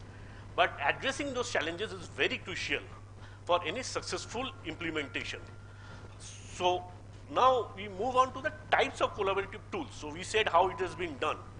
Now with this modernizations, we can use a lot of tools, and in any collaborations, you know, whether it's the entities or the people, it has to be jointly work together and delivered. So presence of them is crucial. So physical presence used to be the demand earlier times, but today it is not needed because we have so many tools in digitized world that we can use and collaborate. So many cross-functional teams which are working in remote places, regional teams who are working at different regions can come together to sort out their problems through these tools. So one is an online whiteboard. So usually at the time of conceptualization and preparations, these whiteboards are used. This online whiteboards basically is available in any of your digitized platforms, where in a common whiteboard, 4, 5, even more than 20 people can actually give their ideas in the same whiteboard. Like we normally, physically we write our ideas in a normal whiteboard, but here in a digitized whiteboard, at one go itself, 20 to 25 people can give their ideas and can come out with certain concept. Then you can use the normal project management tools that we are seeing, the PLM and PLC models, which normally in the project tools we use. So that can be done, and this is mainly done at the time of implementation and executions, when we have already created various small milestones to achieve the final milestone. The third, obviously, is the shared calendars. So when many teams are working in cross-functional work or they have their own KRS to be achieved, getting the time becomes very crucial. So if we have shared calendars, we know each other when they are available, and we can also adjust accordingly and make available to actually share our ideas. This is very crucial, because if all the team members does not participate in a collaborative teamwork, it is bound to fail. So it is important that we take all the team members, everybody feels that responsibility and accountability to deliver. So all are interlinked. Even our next one, which will come as a culture for responsibility and your accountability, all those 4 tools are anyway connected. Next is the digital messaging tools, like we use a lot of SMS and WhatsApp. In fact, major part of these presentations were actually done through digital tool between myself and Ravi through WhatsApp messaging, actually. So, in fact, this is the first time both of us are meeting and actually delivering it out. The rest of the time we had not actually met. So that's a digitized way of collaborating. But we have actually prepared a presentation on a digitized manner. Next is obviously the cloud storage and file sharing tools that we use, mainly when in case of collaborations, if there are a lot of data which needs to be collected, information has to be shared, then we can use this cloud storage and file sharing tools. And obviously the video conferencing tool that we usually use, the Zoom and the Teams Meet. That's a very crucial tool nowadays to come together for any collaborative work or the team work. And finally, the Wiki tools. So Wiki tools is a very common tools nowadays. Many of the IT team members have already started that out. So these are some of the common ones we usually use for a collaborative tools. And that also helps in getting into a very robust preparation of a proposal and finally execution. So now I'll ask Ravi to actually give what actually stands in way of collaborations. So as Saunak said, taking it to further, yes, what he has told is right. When Nikhil said that you and Saunak has to present the collaboration, I was really surprised that how I can do it, because it was really a great challenge that we both will really collaborate. Ultimately, how we will collaborate. That too, sitting apart at Thane and sitting in BBH, and at the same time handling the 2 different contradictory functions and fighting each other together. So I thought, no, then Saunak at least have me, no, don't worry, we will do it. So this is how in fact, one of our peer commented is like Amir Khan and Shah Rukh Khan coming together for a film project. So it's like that actually. But we have delivered. Still Amir Khan and Shah Rukh Khan has not delivered. We are delivering actually. So somehow we are able to do something to that. Definitely this digital platform has helped us a lot, that we prepared, we interchanged, we exchanged our ideas, views and everything through the digital platform. This is how we collaborated each other. That is one live example we are telling. So that's what I want to tell. What stands in the way of collaboration? We took all the various aspects, like we discussed what is the problem, how it should be, all these things. But majorly we found there are 4 reasons, like where it can be hindrance to the collaboration. The first is the behavior of an individual. As I said, it's a behavior. Like I always say, my mindset is like it is my way or highway or no way. So that's all. This is what I want to do. This is the attitude which everybody should leave it from them, so that when you start welcoming the other idea, the collaboration will move. The second one is, you have to trust your subordinates, and you have to give them the way, or the people with whom you are working, not only subordinates, but your customers, your other people, or you are in your family, or you should allow them to speak. You have to be more of a listener than a dictator. So then it will be the one of the, now what we are finding, this is the second hindrance in the collaboration, because people will feel, no, this is what.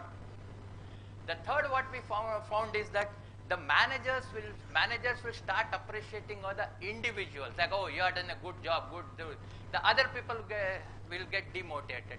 Instead of that, if as a manager, if you start encouraging the team, okay, your team has done well. Like suppose in my case, if I say that, I always used to say, okay, Western region you have done well. That is my commercial of Western has done well. They'll get motivated instead of I am telling, okay, Mr. Hitesh, you have done well. So this is the attitude change we have to bring in, and we are bringing in. The fourth is like encourage the people. No, you keep your information to yourself. Don't do it because it will be useful for us later. Let us not do it.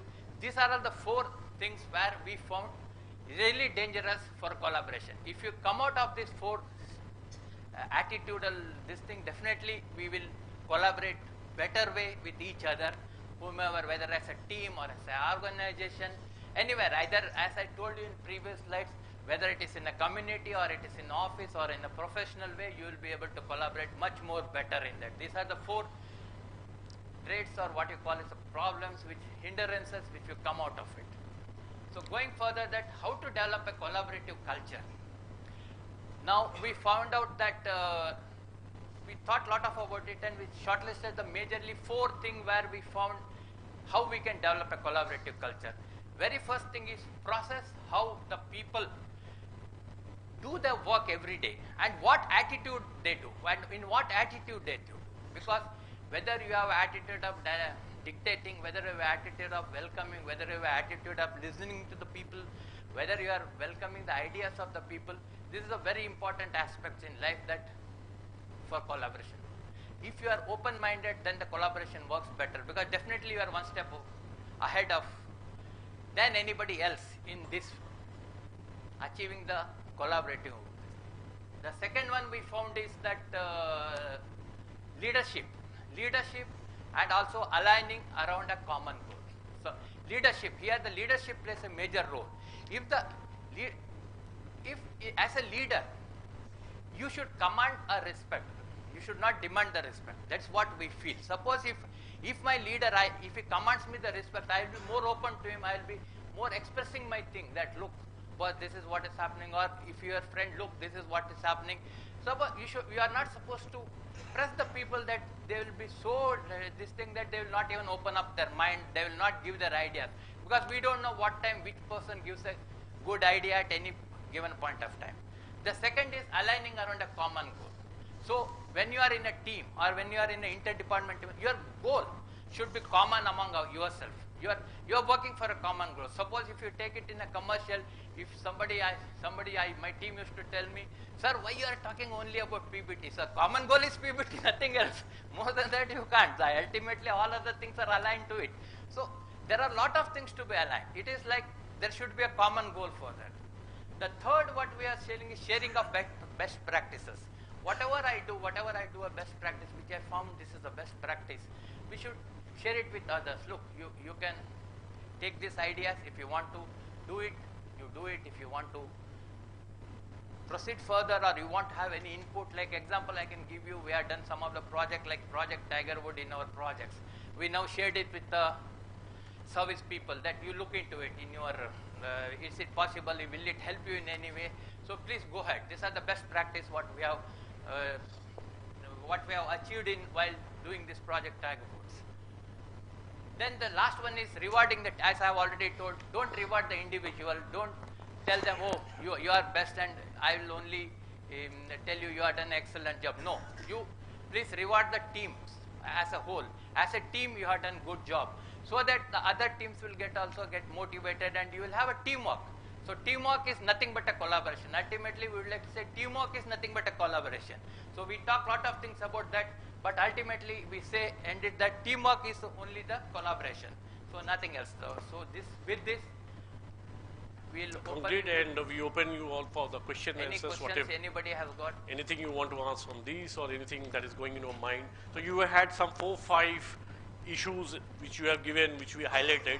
So whether that has been able to answer your queries and expectations. So on that, please let us know. And if additionally, if you have any queries, please let us know. Yeah, Debtanu.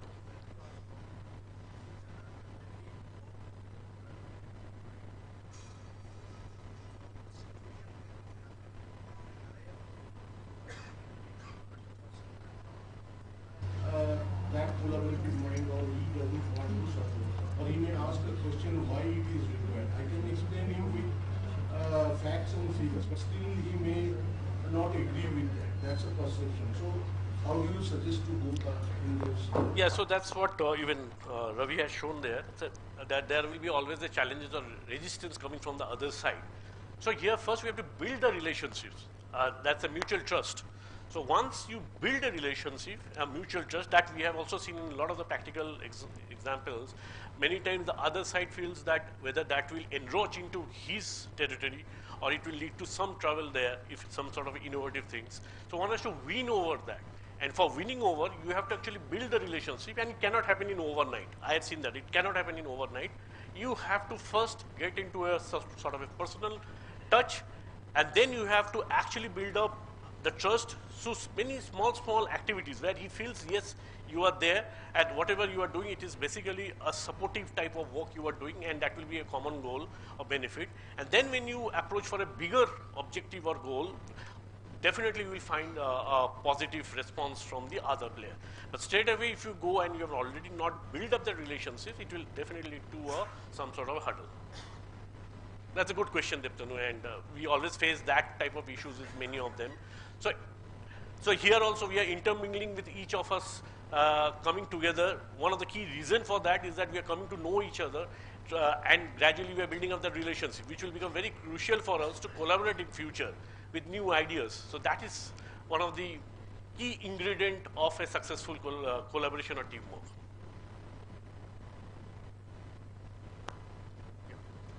Thank you.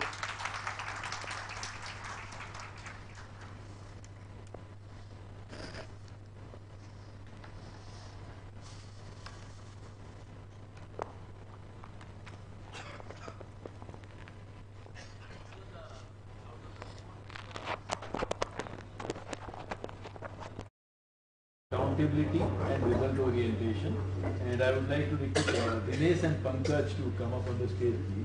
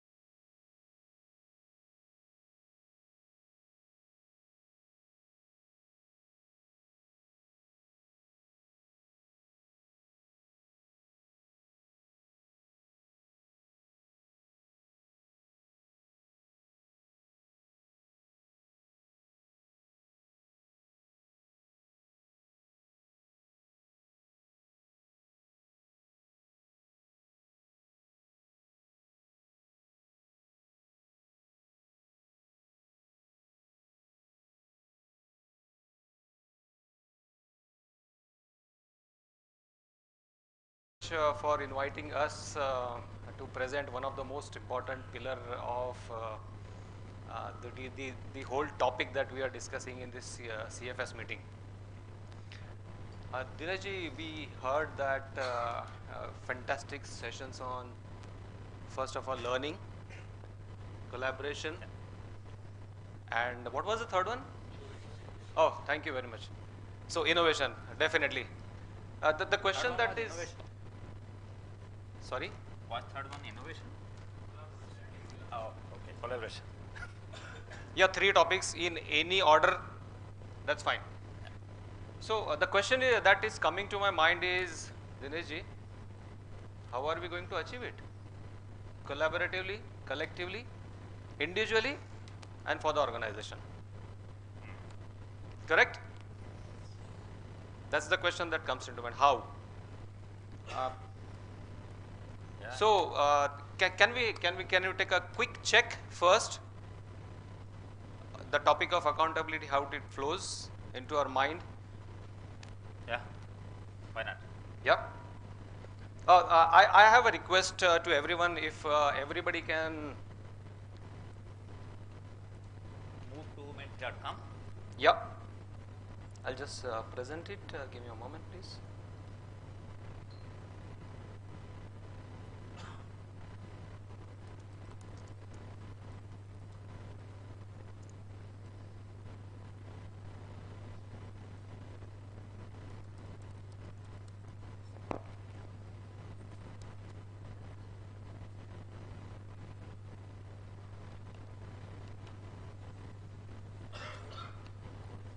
Code आएगा.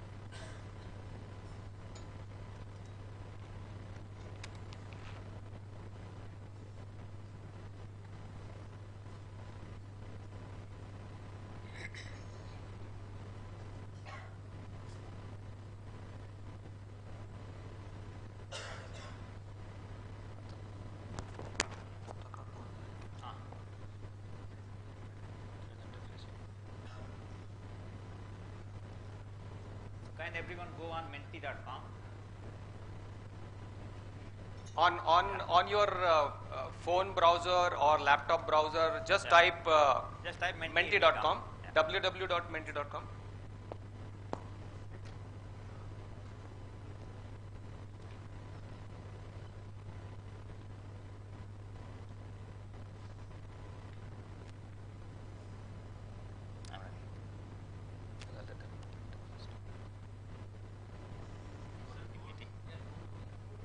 Just a minute, please.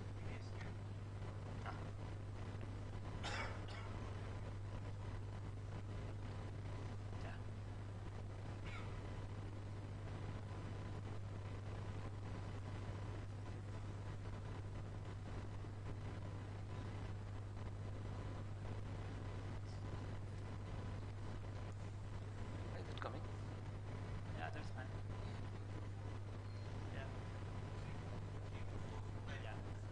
So the code is 3244 9427. So the voting is completely anonymous. We don't know anybody's name, employee number. Please feel free to vote. And request everyone to give their full participation, please. This is 3244 9427. I'll request all the online participants also to log into menti.com and give their opinion as well.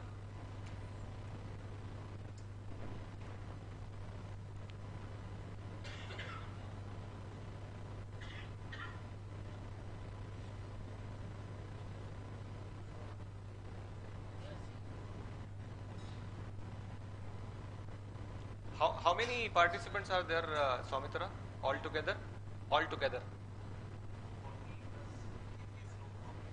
No, online how many? 40. And offline? 95. So we have 28, 34, 40.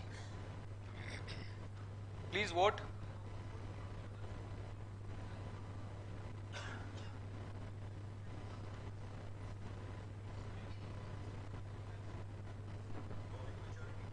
We'll have the maximum maybe 10 seconds more, and then we'll just close this poll. Yeah. The bar is increasing.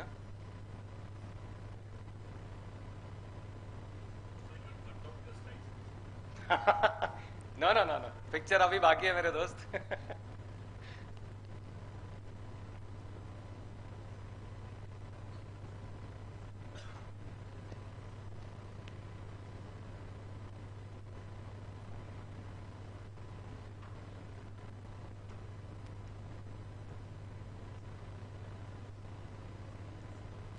Please vote quickly. Yep. You want to wait? Yeah, better.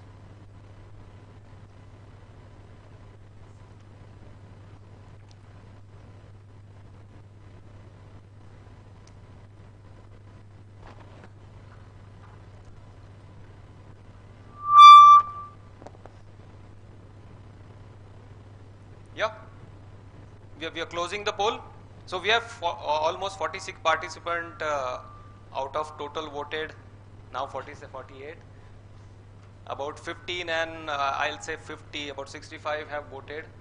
-3 and majority of them say that yes, when we look at our peers, we think they are accountable. Yeah? Thank you so much. Thank you very much for your voting. We'll move to the presentation quickly.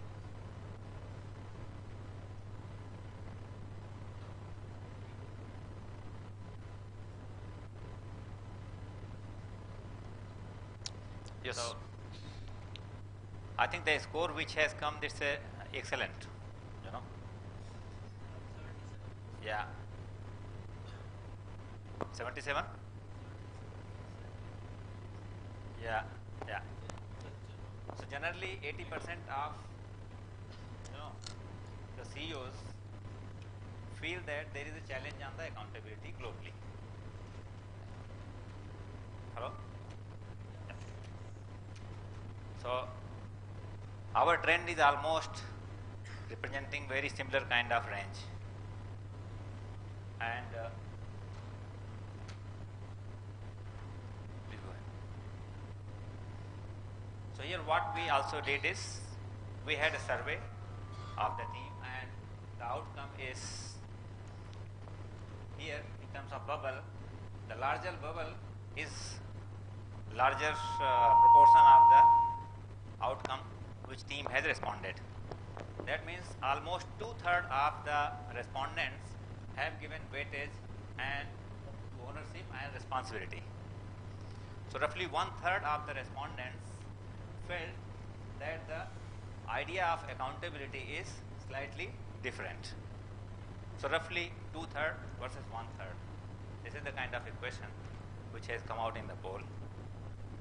Yeah, but this is still I'll say a scattered way of understanding amongst the team on the accountability as a concept. Yeah, we'll definitely this puts us some questions on the mind. Is accountability and responsibility the same? Is accountability and ownership the same? Is accountability a mindset or a behavior?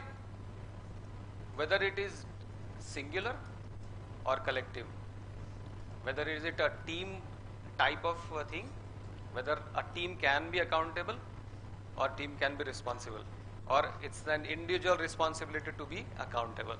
So these are the questions which we'll answer shortly. As you can see, it's a very good picture I found on internet, of course.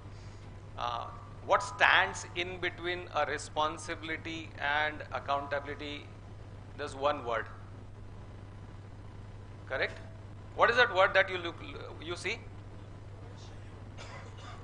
Ownership. Ownership. That's the crux of the accountability. Ownership. Now, two things. Whether accountability again differs from responsibility. Okay. So responsibility is obligatory, and accountable means you are answerable. So it's about answerable for the outcome, correct? And outcome is something which you should own. that's the accountability in short. That means no blame game? No. Okay.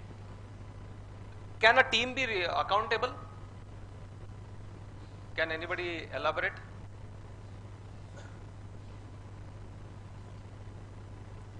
Team can be accountable? Any other views? Sorry? Team leader is. And what is a team leader? Is it individual? Correct? Yes, correct? Of course, within the team also each one is accountable for their own work. And ultimately the team leader is also accountable for the team's work and the end result as well. Correct? Any other thought that comes to your mind when it comes to accountability or responsibility? Sending an email and waiting for somebody to do something about it. What is that? Okay, मैंने mail भेज दिया, मेरा काम हो गया क्या? Is it done? No, correct? What was your responsibility or what was your accountability? Sending an email? No. It's a classic example. I'm telling you that it's a practical example everyone faces. I have sent an email. Does that closes the loop? Never, correct? Everything that starts has to come to an end. And there has to be a result linked to that end, correct? And that's where that result, you need to own it. Be it positive or be it negative. That's the ownership, that's the accountability that we talked about. A simple definition of accountability: willingness to accept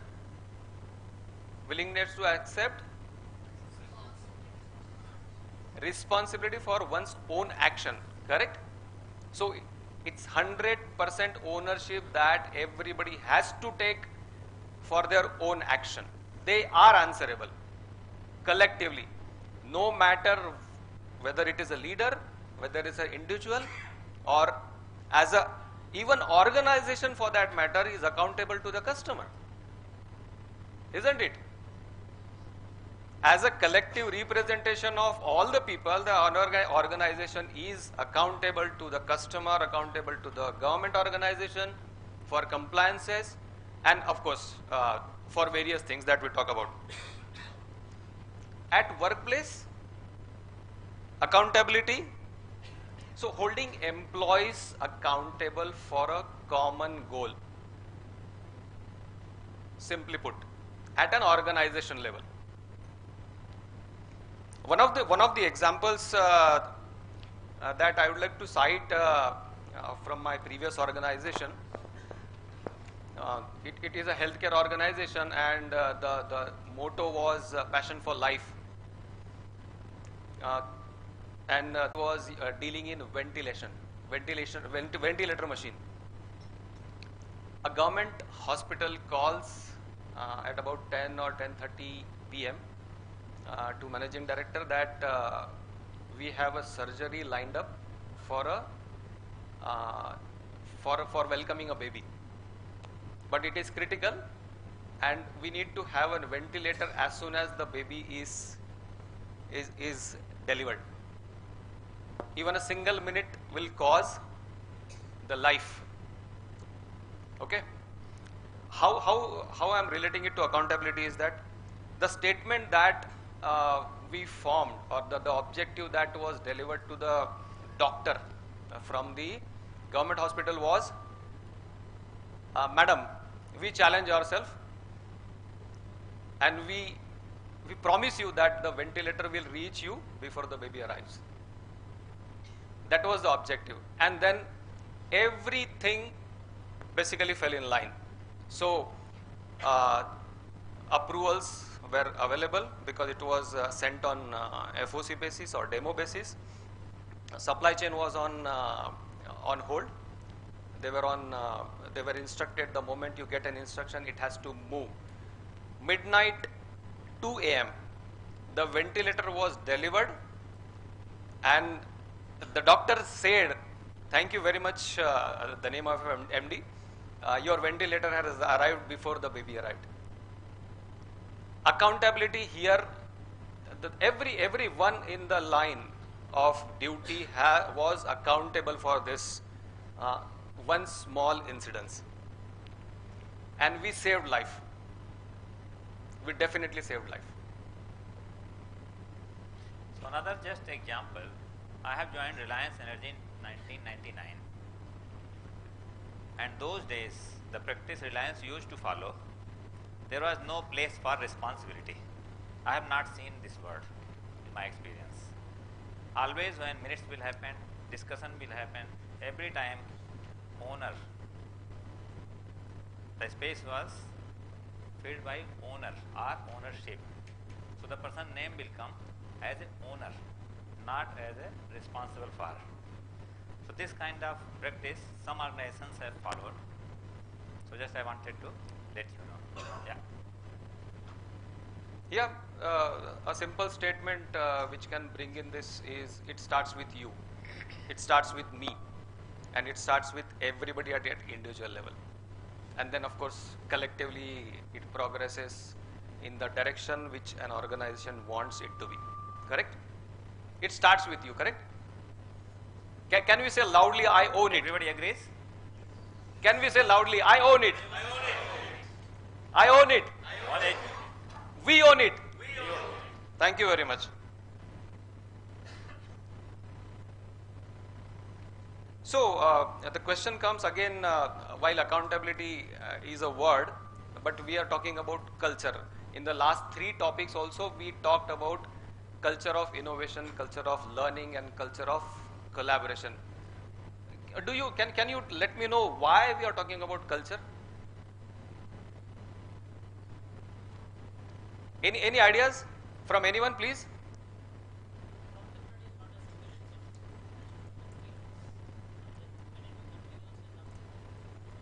Thank you, Vikas ji.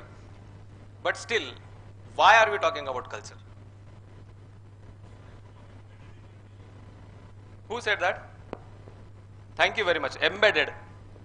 So as a human, we agree that we are driven by culture, correct? And no matter what happens, COVID came in. Did we basically went away from our culture?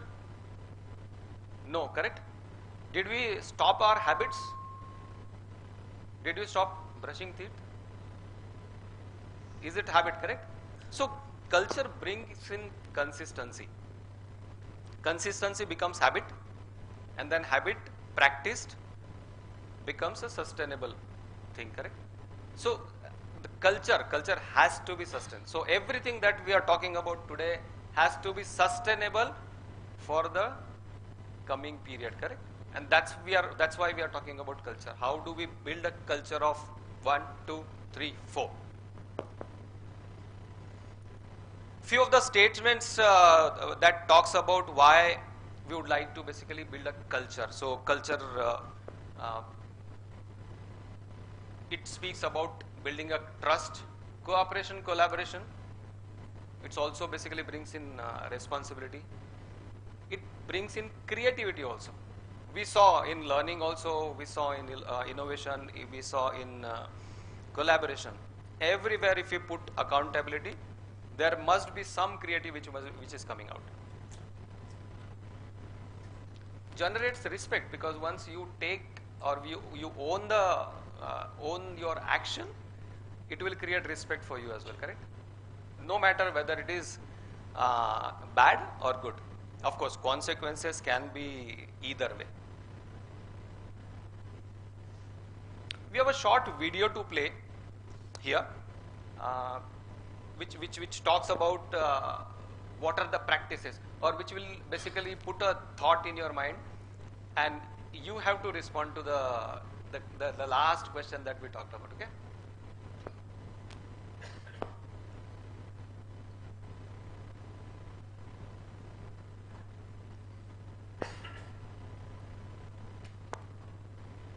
Sorry. आवाज कैसे आ रहा है? Volume full नहीं तो उतना भी आवाज नहीं आ रहा है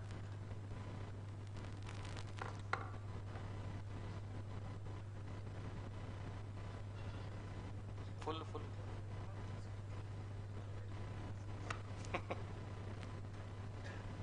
हाउ डू डू इट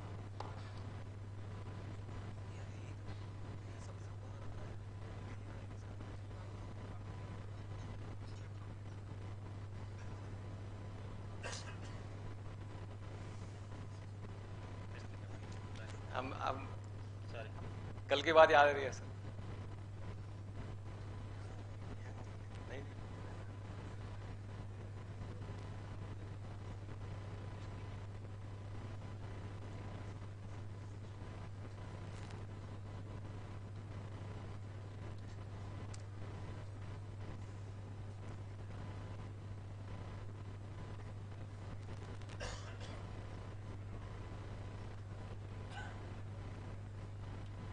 आ रहा है ऊपर आवाज आ रहा है हो जाएगा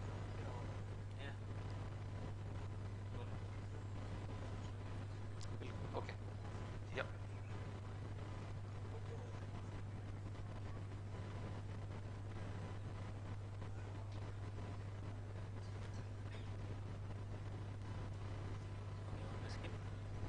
skip it's okay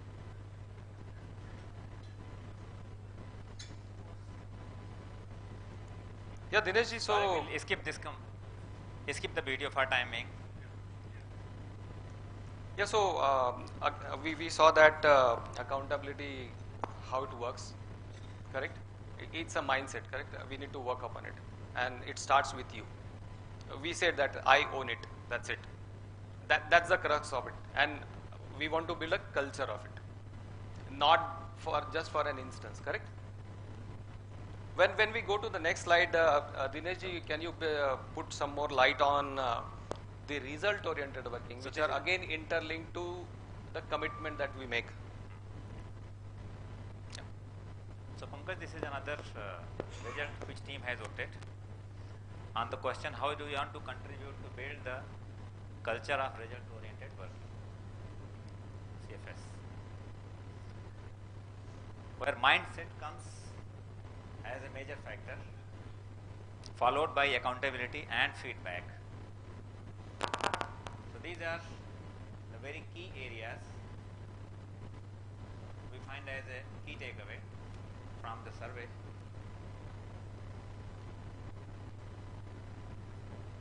So here almost 50 respondents have responded. So it would have been good that number is more so that the sample size becomes better. But this is the input which comes based on the almost 50 respondents.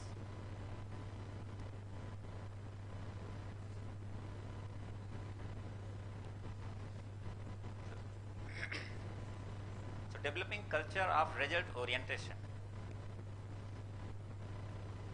So the result orientation is nothing but geared towards the achieving results. So generally we hear most of the time that solution oriented approach, I am solution provided, you are solution provided. But when we say result orientation, it has slightly different orientation, not the solution provider. So normally whenever it comes on the big goals, challenging goals, the first thing which comes to, generally it comes to our mind is, I will give my 200%. That is general, feeling comes, I will give my 200%. But time is changing, environment is changing, technology is changing, working culture is changing, tendency is changing, customers' behavior is changing, everything is changing. And in this kind of changing or dynamic environment, only our effort is not sufficient. Effort matters, but result matters most.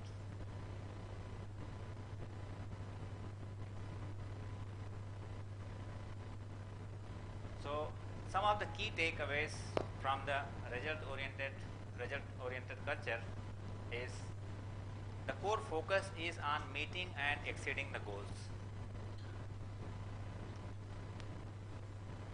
It also means that thinking strategically, managing skillfully, and making good decisions. How we make good decision, that is very important. No matter decision is small or big, but how we make good decision, because the decision which we make, it has implication on us, on the organization. Some decisions may reflect today, some may not. Like yesterday we had detailed content on this example of bamboo tree. We see something after 5 years. So implication is possibly not fully known at the stage when we are making decision, but what we need to do, we have to try to make best possible decision in the given circumstance.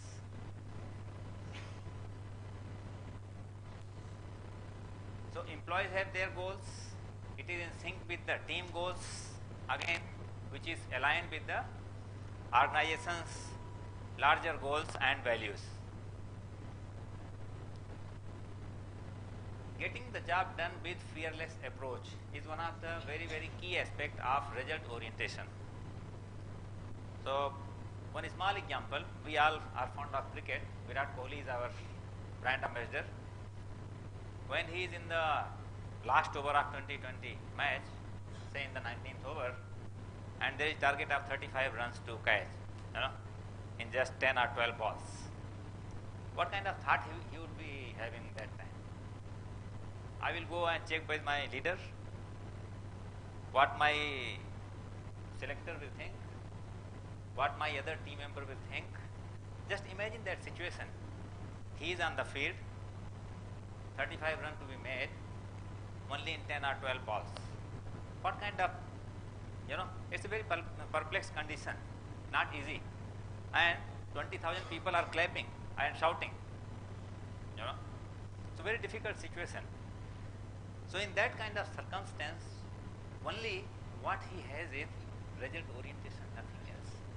He is thinking only, I don't bother, I will, who will think what, but I have only one goal, I have only goal, I need to achieve this result. This 35 run is only the result, and he will go behind it. So this is how effective, result orientation approach can be. In normal course, generally we will start feeling, most probably, that not possible, difficult, very difficult. Making the task central to the work, understanding a bigger picture and the financials, because whatever we do at some point of time in the commercial organizations, it turns into financials. And what kind of best result will look like? Eventually, as a leader, while it is we own to see that, it is also equally important that our each team member have that ability and capability in due course. Not necessarily that everything is there, but as a leader, it is our responsibility to bring that perspective to the individual team members, that they also start visualizing that. And this is where change is going to come. Change will come when everybody becomes leader. Reporting doesn't matter. Leader is leader. Eventually, when we have seen the last slide, which our team has voted, what was the biggest factor? Mindset. So, result orientation itself is a mindset. We have seen that it's very important factor which all of you have voted, and why it is. If it is mindset, why? That is the question which comes. So if you see, mindset impacts the individual's behavior. If I start feeling positive, my behavior is going to be different. If I start feeling negative, my behavior is going to be very different. I start feeling discouraged, I will behave differently. I start feeling encouraged, I start behaving differently. Behavior changes. Behavior impacts our action. The way I feel, I will act. I am sad all the time, I can't see you happy. I am happy, I can't see you sad. Most likely reflection I am going to pass on, if not fully, to greater extent. And actions impacts our performance. So, eventually the mindset is in the crux of result orientation. It's in the heart. If mindset is getting right, we are heading closer and closer to the goals. The most important thing when we say mindset, how we are self-aware that what is my current state of mind. Am I hindering my own development? Am I hindering the organization's goal? How we know that? So we have to have some sort of thoughtfulness, our own self-reflection of our own behavior, our mindset, and this is how we can see what are the key challenges which are perhaps hidden within us. The most important task is identify that. Sometimes we call it blind spot. We all have blind spot. How quickly we can identify, the greater success is going to be. One very good statement that I came across, I think when we were discussing with Nikhil sir, there is a difference between getting up from the bed because I have to go to office and getting up from the bed to go to office. Get to office, correct? Yeah. So one, of course, because you are passionate about going to the office, and one is something which is forced upon you because of reasons. It can be different because of your financial responsibilities, but when you have some passion, you get to office rather than you have to go to office. That the mindset changes here. Yeah. Thank you, Pankaj. So some people are programmed to be result oriented, some are not. But important is they need to recognize the need of it. That is most important. So a small example that what kind of approach is considered for solution orientation and what is for result orientation. So if child comes home with a school report with full of good grades except one, and the solution oriented person is going to focus on the bad grade, that is the start of journey for solution.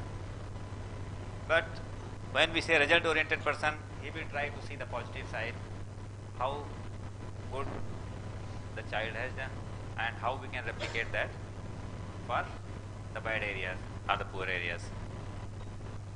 So this is basically playing on the strength.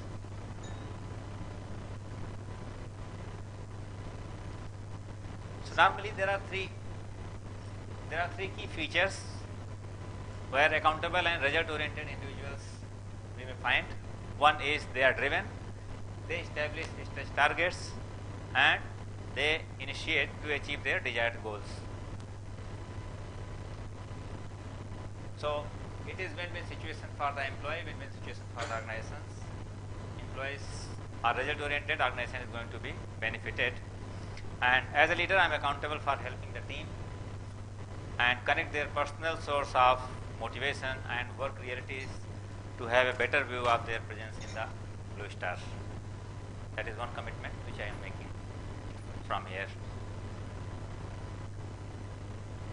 There is another outcome of survey. Just quickly, I know that we are pushing the time. Already we have taken the time. What is your view to improve or strengthen Blue Star's environment of accountability and result-oriented working, where continuous learning and knowledge sharing has come one of the key factors. Appreciation and reward, the second one, and then collaboration and feedback.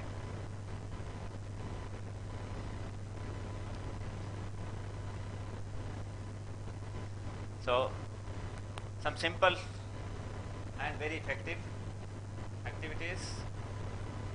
Clarity in the goal when we are setting our vision goals. Regular and quarterly meeting, preferably weekly meeting, is very effective. What we have seen is measure what is measurable and matters. Assemble the right team and create accountability. So the quote which comes to our mind is, ideas are yesterday's, execution is today, and excellence will see you into tomorrow. So the execution excellence is eventually, this is what will decide where we are landing. So our journey has begun, and two quotes which has touched us, So everything is hard before it's easy. A German,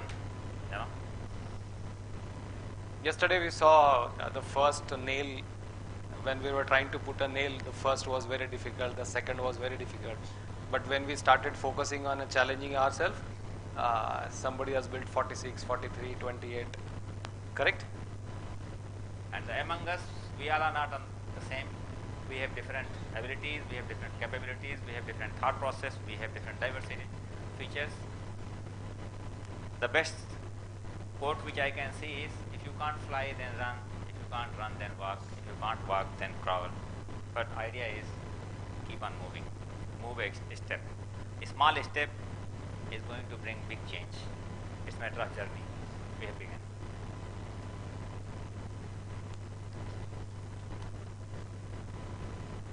Thank you. Thank you.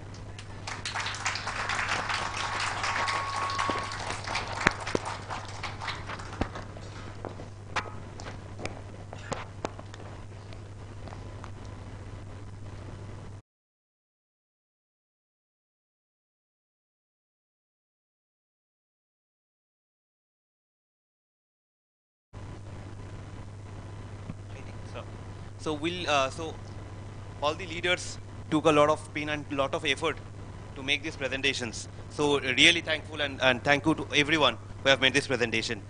Now the exciting part of it.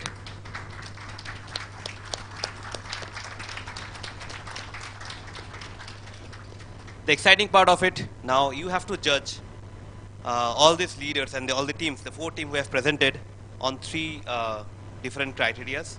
I will be sending you the Google link. Just cast your vote and we can announce the winner after BTN sir gives his valuable speech. After that, we'll announce the winner on all these 4 categories. Okay? I'll be just WhatsApping you the Google link, and you can, while having tea also, you can cast your vote. Thank you.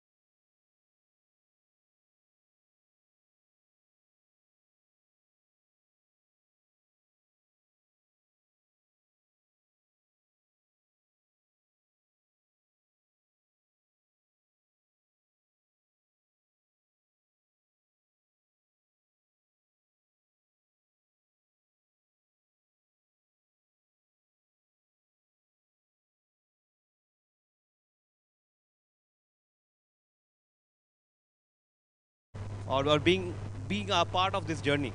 So it was an all different kind of experience we had in this offsite.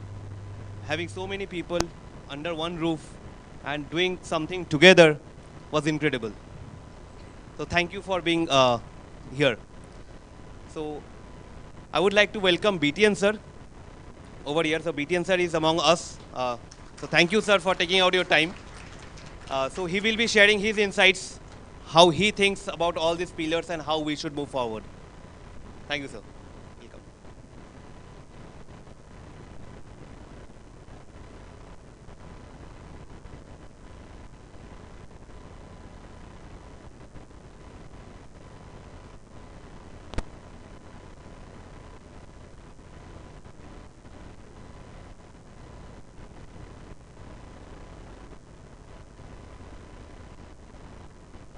I thank you all, specifically Nikhil for inviting me. It's a pleasure and privilege to be here.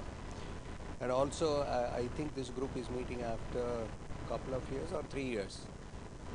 3 years. So it is good. It should be a different feeling altogether. And I never thought CFS group will be such a large one, and also only part of them. There are some more joining, I think, or they are online. So I want to be brief. Let us see how it goes. So I thoroughly enjoyed the presentations, extensive preparation, and some innovation within there in even presenting that. Usually, when I end my lectures to the inductees, the management trainees or GETs, I used to end with Mahatma Gandhi's quote, live as if you are going to die tomorrow, learn as if you are going to live forever. You can imagine Mahatma Gandhi coming out with such path-breaking statements. In this particular quote, he is stressing the importance of learning, and at the same time, Mahatma Gandhi is not about lavish living. We all know that austerity was an important aspect of his own doctrine. But he meant that. To the management trainees in a different context, I used to say that when you join, there is actually the parents, still India is a society where the first time corporate employment from a family will be more than 70%, that they are the first one to get employed in a large company like this. First time they move to a bigger city. And the aspirational nature of Hindu parents, irrespective of the religions here, Hindu, I mean the people from India, that he should or she should buy a house. So therefore, they will quickly jump into buying an apartment on a EMI basis, which many of you, this is a finance group or a legal group, you are all aware. It's an investment not worth making. It provides the lowest possible return. Only I think fixed deposit will give lower than that. It's a stupid thing to buy a house. In that context, I used to say that look, spend the money.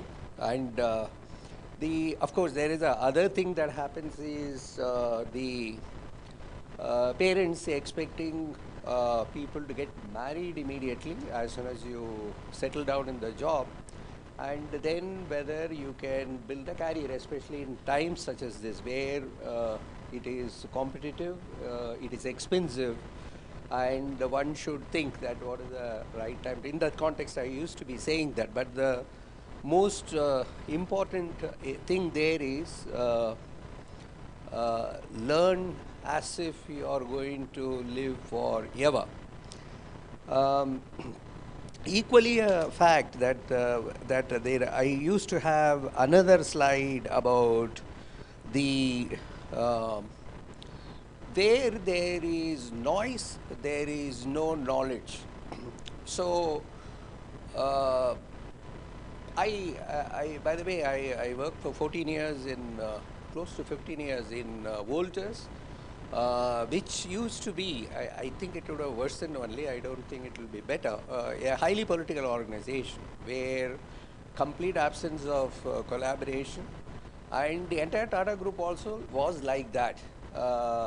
Now due to some governance principles, etc., they might have been, but it is a cutthroat competition between the businesses and who will do what, and all that used to go on. And very aggressive language in communication. Meetings used to be noisy, and this quote is important: where there is noise, there is no knowledge. You will never learn, because you learn how to win those stupid battles where you go ahead and bicker and grab power. And I used to also have, there was, I think, Rajesh and mentioned, I think, Sivakumar added to that, about the ability to ask questions and being inquisitive. I grew up in a village that it's a place in Tamil Nadu. For me, the corporate life was, many of you will be aware, to whom I had interacted in the past. Accidentally, I came into corporate life. Otherwise, my ambition was to become a teacher. I wanted to do M.Tech and PhD and become a professor. That's all my ambition was. But since my parents passed away, I had to rush and take up a job. That's how I landed in the corporate job, which also I resolved myself in 1979 that 2 years I will work and then I will get back to this, but it never happened. And to be inquisitive, ask questions. In Larsen and Toubro, I was placed in switchgear division, but there was, since it was out of turn, I was asked to stay for a few months in the corporate headquarters of L&T, where it is known as L&T ECC now.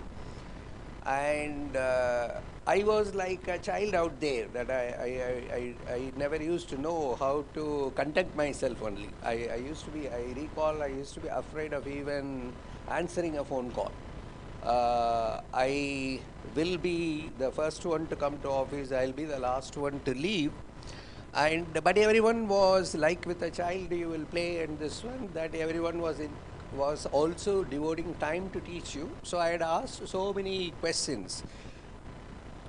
I think from a boy from a village to an executive, that credit will go to Larsen and Toubro, which focused on imparting knowledge, that each one of them, they were all directors or chief engineers, they were called, and managing directors, and they took pain to teach and spending quality time, which I doubt I do it today, that we don't have time to do that with our team members, but they did it for me.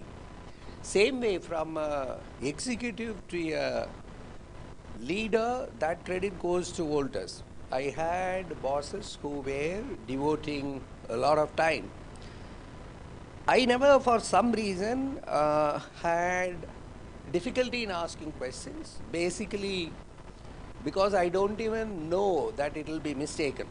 So when you can wrongly manage that of L&T for many decades with him, and without even saying, excuse me, can I ask this like this?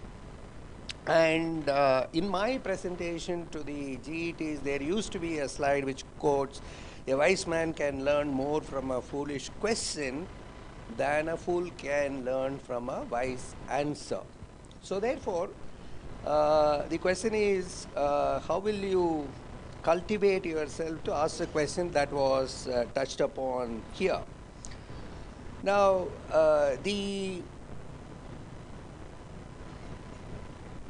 whether Blue Star provide environment? The answer is yes. Whether we are doing it in a structured or an outcome, I doubt. For various reasons, we failed in that is my view. We also feel so. Gaining momentum.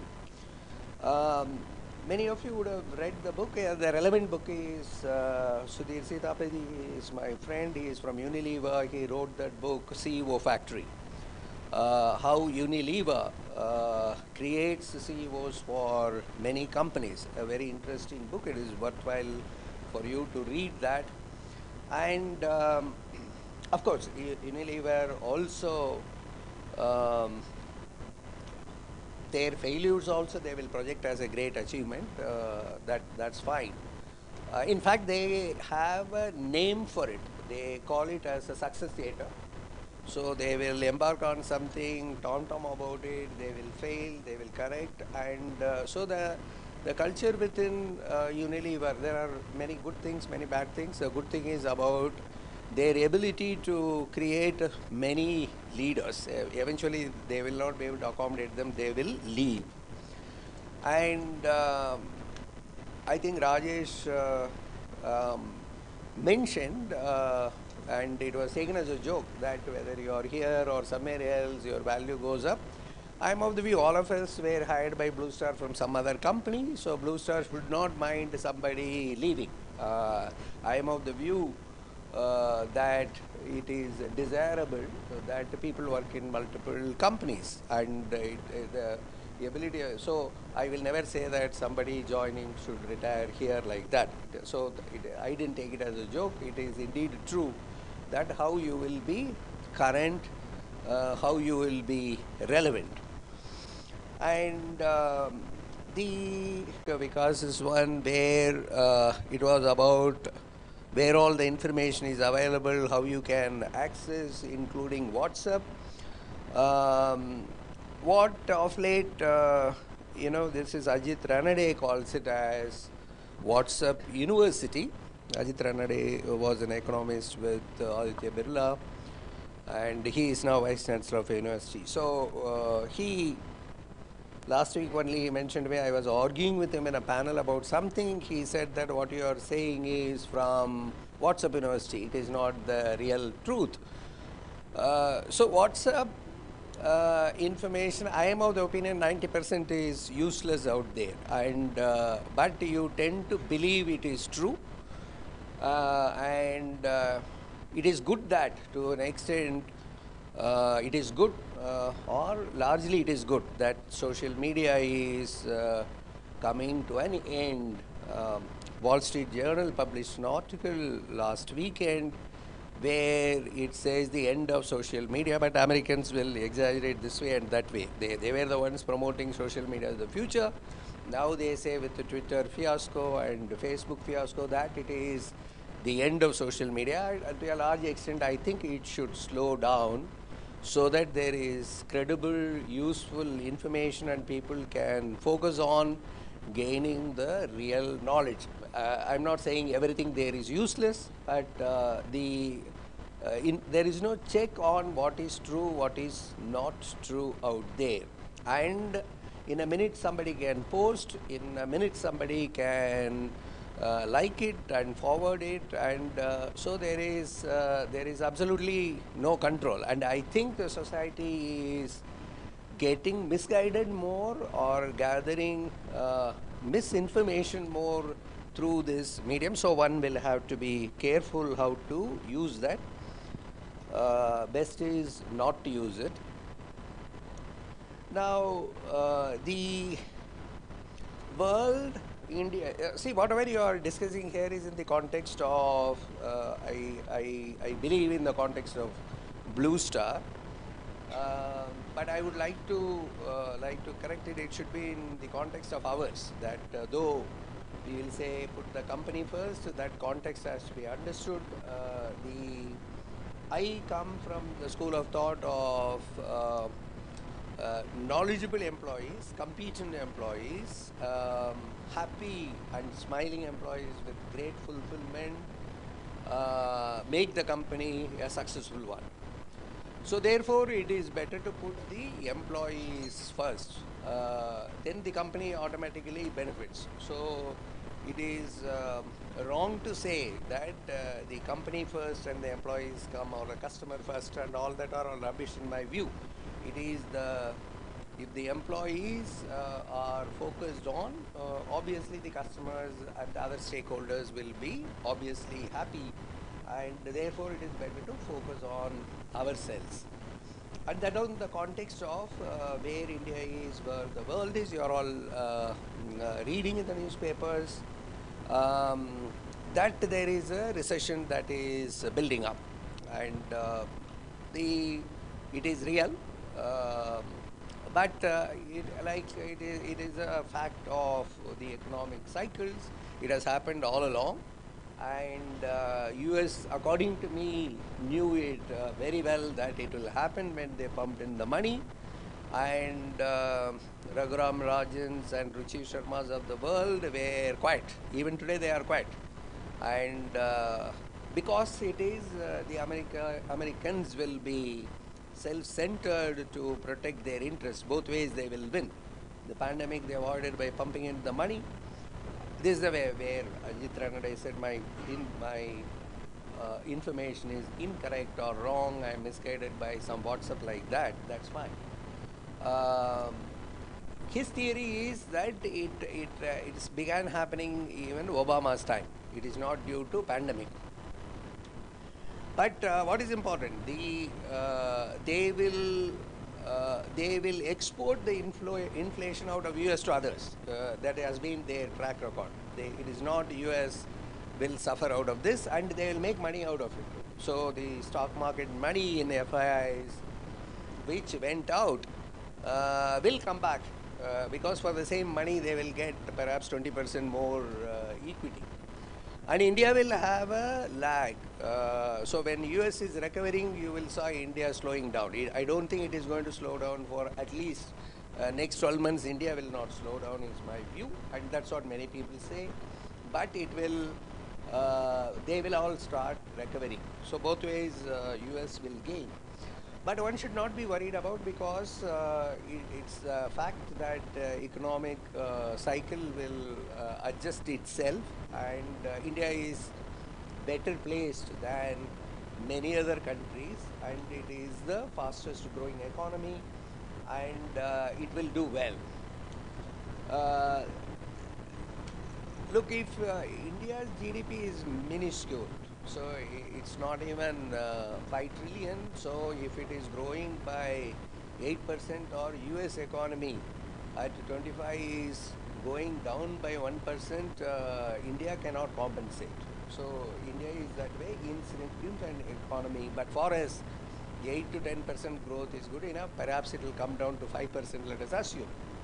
But it is clearly accepted that it is India's decade. Okay? India is going to be a shining economy for years to come. There is absolutely no doubt about it. And many cities will be built. There will be manufacturing growth, there will be services sector growth, and it is going to be an exciting time. So you are all blessed to be there at this point of time. So yes, there will be some headwinds here and there is some inflation, there is some cash crunch and all that stuff, but if you take a 10-year horizon, all of your youngsters, that it is very exciting times ahead. Therefore, Blue Star also, we will come to that a little while later, that it will be, one can imagine, not a new India as it is projected, but a much different India in 10-year fast forward. Again, I am not an advocate of fast forwarding. I had talked about that the fast forwarding doesn't help at all. It's better to enjoy today than worrying about what it is, but one can imagine that in 10-year time it will be a different India altogether, and we will see prosperity all over. Things have begun already. The first thing is going to be the talent shortage itself. I am specifically mentioning this. It is not going to be easy for companies such as ours to be able to grow without people, and you need competent people with relevant skills. It is going to be a Herculean task. What we are seeing is tips of the iceberg, so it is going to be mounting pressure for finding talent. So that way, if you are learning, if you are upgrading your skills, your future should be completely different, whether it is here or outside.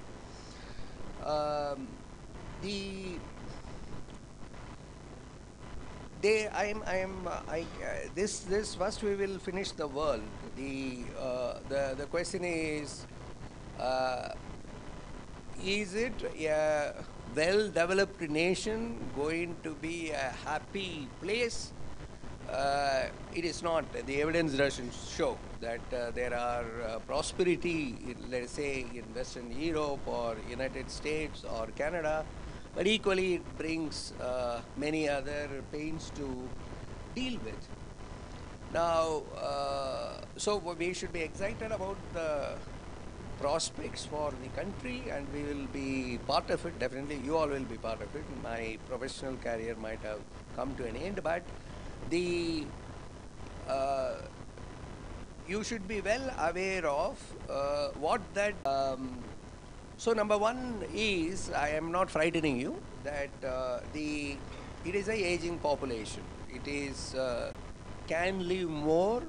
Some projections say by 2050, close to 20% of world population can be 105 years and beyond. And in India also, you are seeing the evidence of that. Many people live longer, and to support the aging society, and you will have lesser time for yourself, because living in a developed nation is obviously, from here, if you move to Mumbai, the life will become difficult, and a much developed Mumbai, what it is going to be, it is going to be you are going to have lesser time for yourself, and costs will go up. Employee costs itself will go up, and everything that you buy, housing, car, electricity, everything should be going up, because the world is not having the resources to support, and I know that some 25% are women employees, because without that it is not going to happen. So multiple changes. Learning here is also important, that how will you cope with that change around us.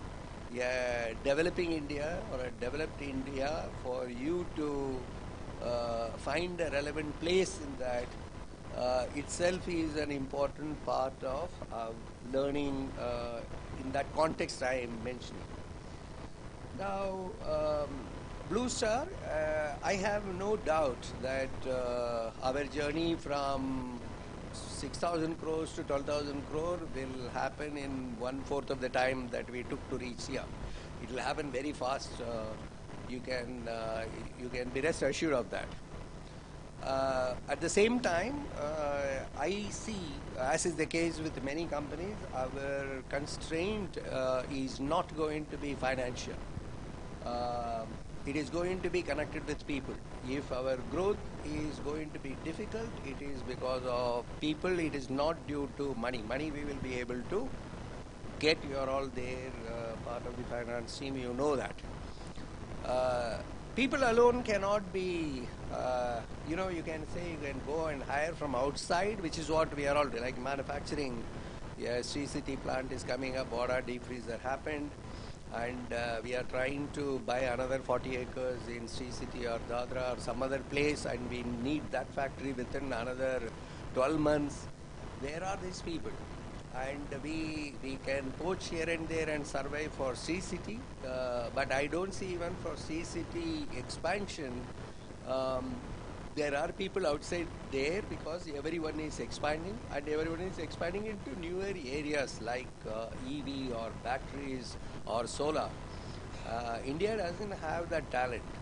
And China managed it, and from where India is going to get itself is a question mark. That's why I said the wage levels will dramatically go up, and for talented people it will be a great time. So Blue Stars, one of the problems will be getting the right talent. Now, like the new India, the new Blue Star, as it grows, going by my experience, there are going to be different challenges as well. So what is this world about? You have got on the the multiple stakeholders we will see. You have got dictating politicians and disgruntled citizens all over. So you have seen Trump, you are seeing Putin and Boris Johnson all over. So there is dictating politicians and disgruntled citizens is a very common thing that we witness, and I don't think it is going to change. And on the other side, you have got the investors who are demanding shareholders. Obviously, you are witnessing that why Amazon will fire and Twitter will fire, and so you do have the demanding shareholders and desperate executives, either to fulfill that results or they don't know what to do.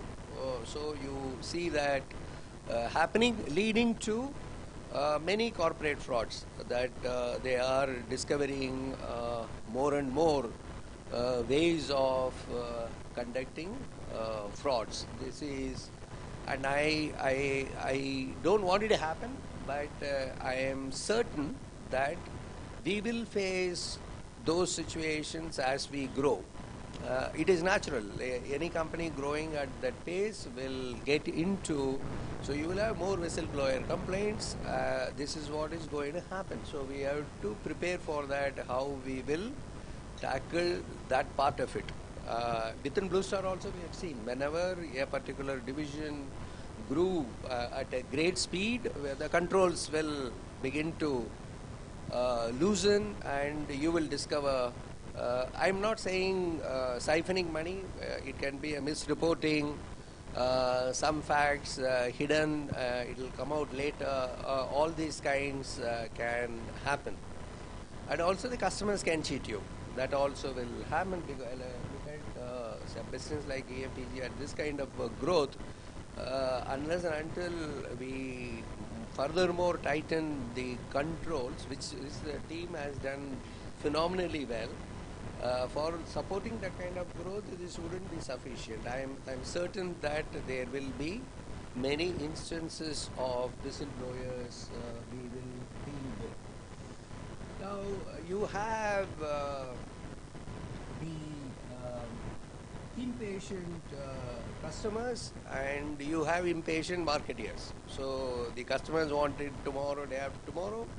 The businesses want to launch a product quickly without field trials. That we had burnt our fingers in the past. I am afraid that is going to happen, because the demand is growing, the customers are impatient, they want this, want that, regulators are impatient, they want everything to be changed in terms of energy labeling or global warming or ozone depletion and e-waste. So somewhere we are going to be coping with the situation where the errors can happen.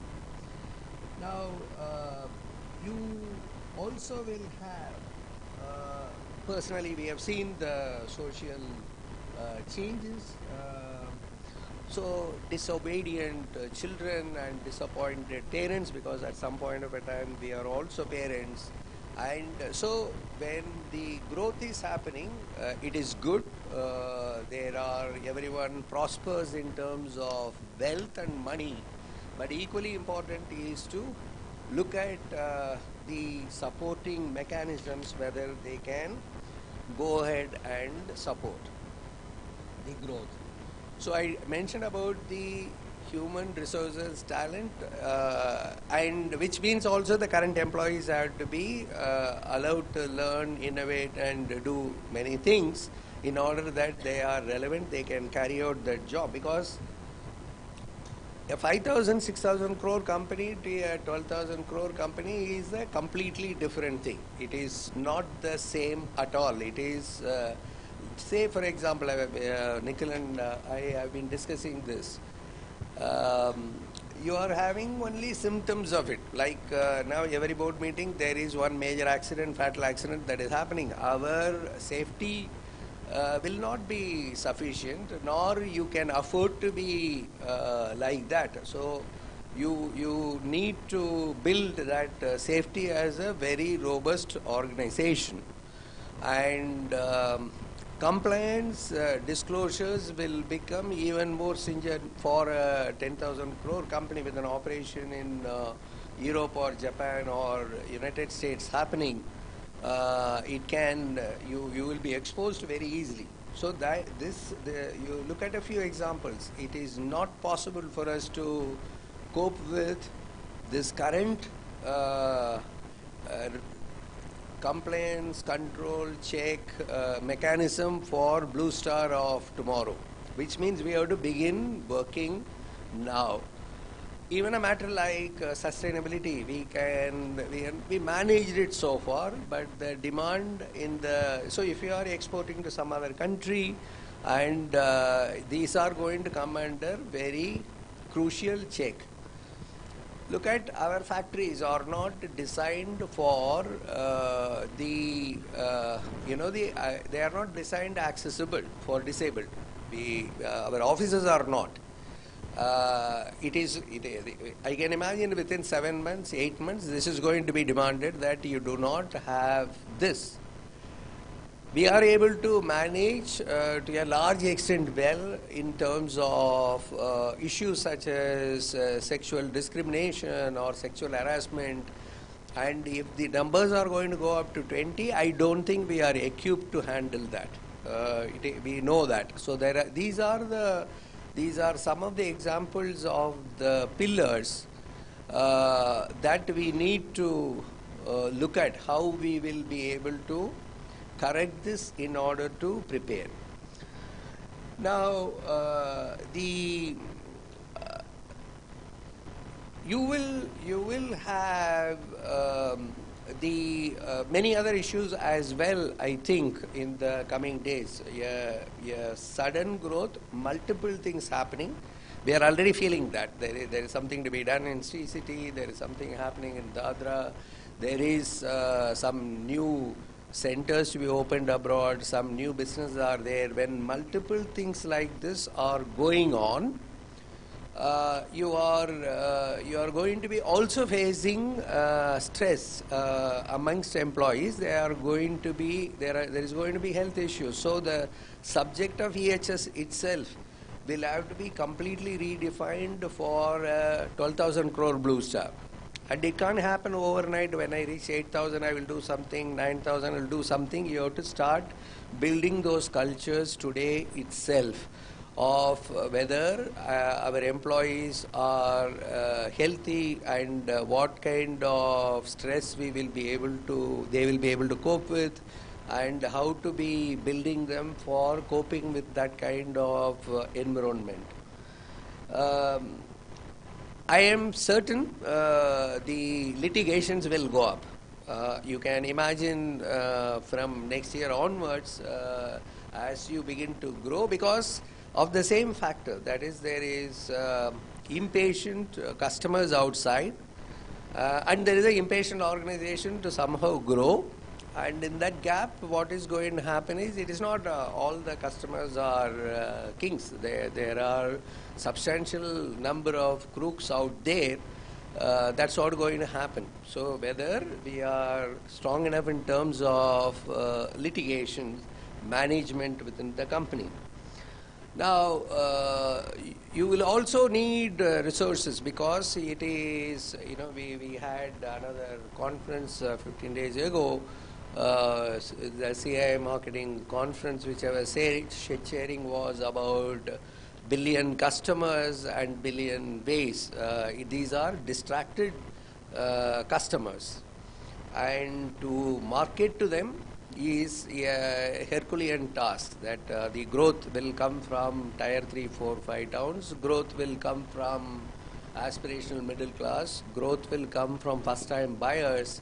So in that context, that how do you market to them? And it's not these customers know Blue Star for many years. They are first generation buyers. Even in room air conditioners, year after year, average buying age keeps coming down. And the majority of the business is coming from MSMEs or the unicorns or the startups. And when we do business with them, that how are you going to market there? So that is also a challenge that our marketing advertising function is not designed for 12,000 crore operation. Say for example that we are trying to resolve tomorrow and Tuesday, that we don't know as a company how to be in LinkedIn or Instagram for a US customer or European customer. The website itself, we are now finding that where they will land, what they will.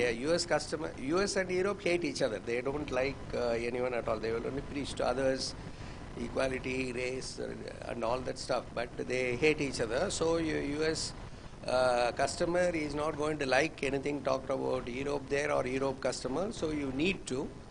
And when you are becoming a global company, Priya and I are struggling to resolve this issue.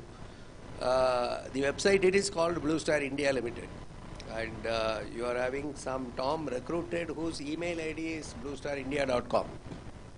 So we have to, because the company never thought it will become global, so we didn't take a bluestarglobal.com.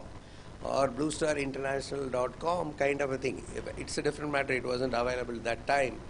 So even some silly issues could ought to be resolved and could occupy your time to resolve. And we don't have talent here to be posting.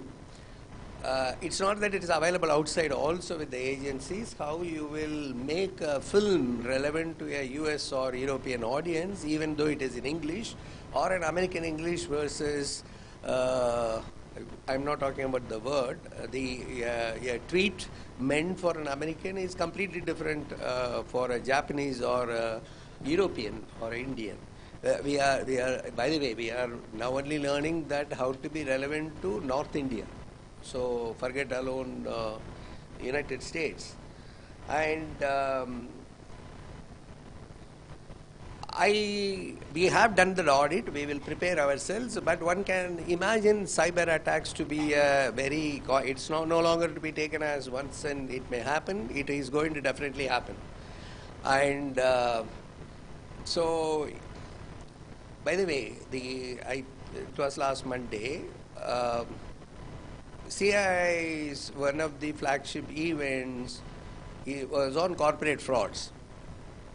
Now, 2 months ago, another event happened which is on corporate governance. Now, the registration for corporate governance was only 300 people. Now, corporate frauds had 800 people registering.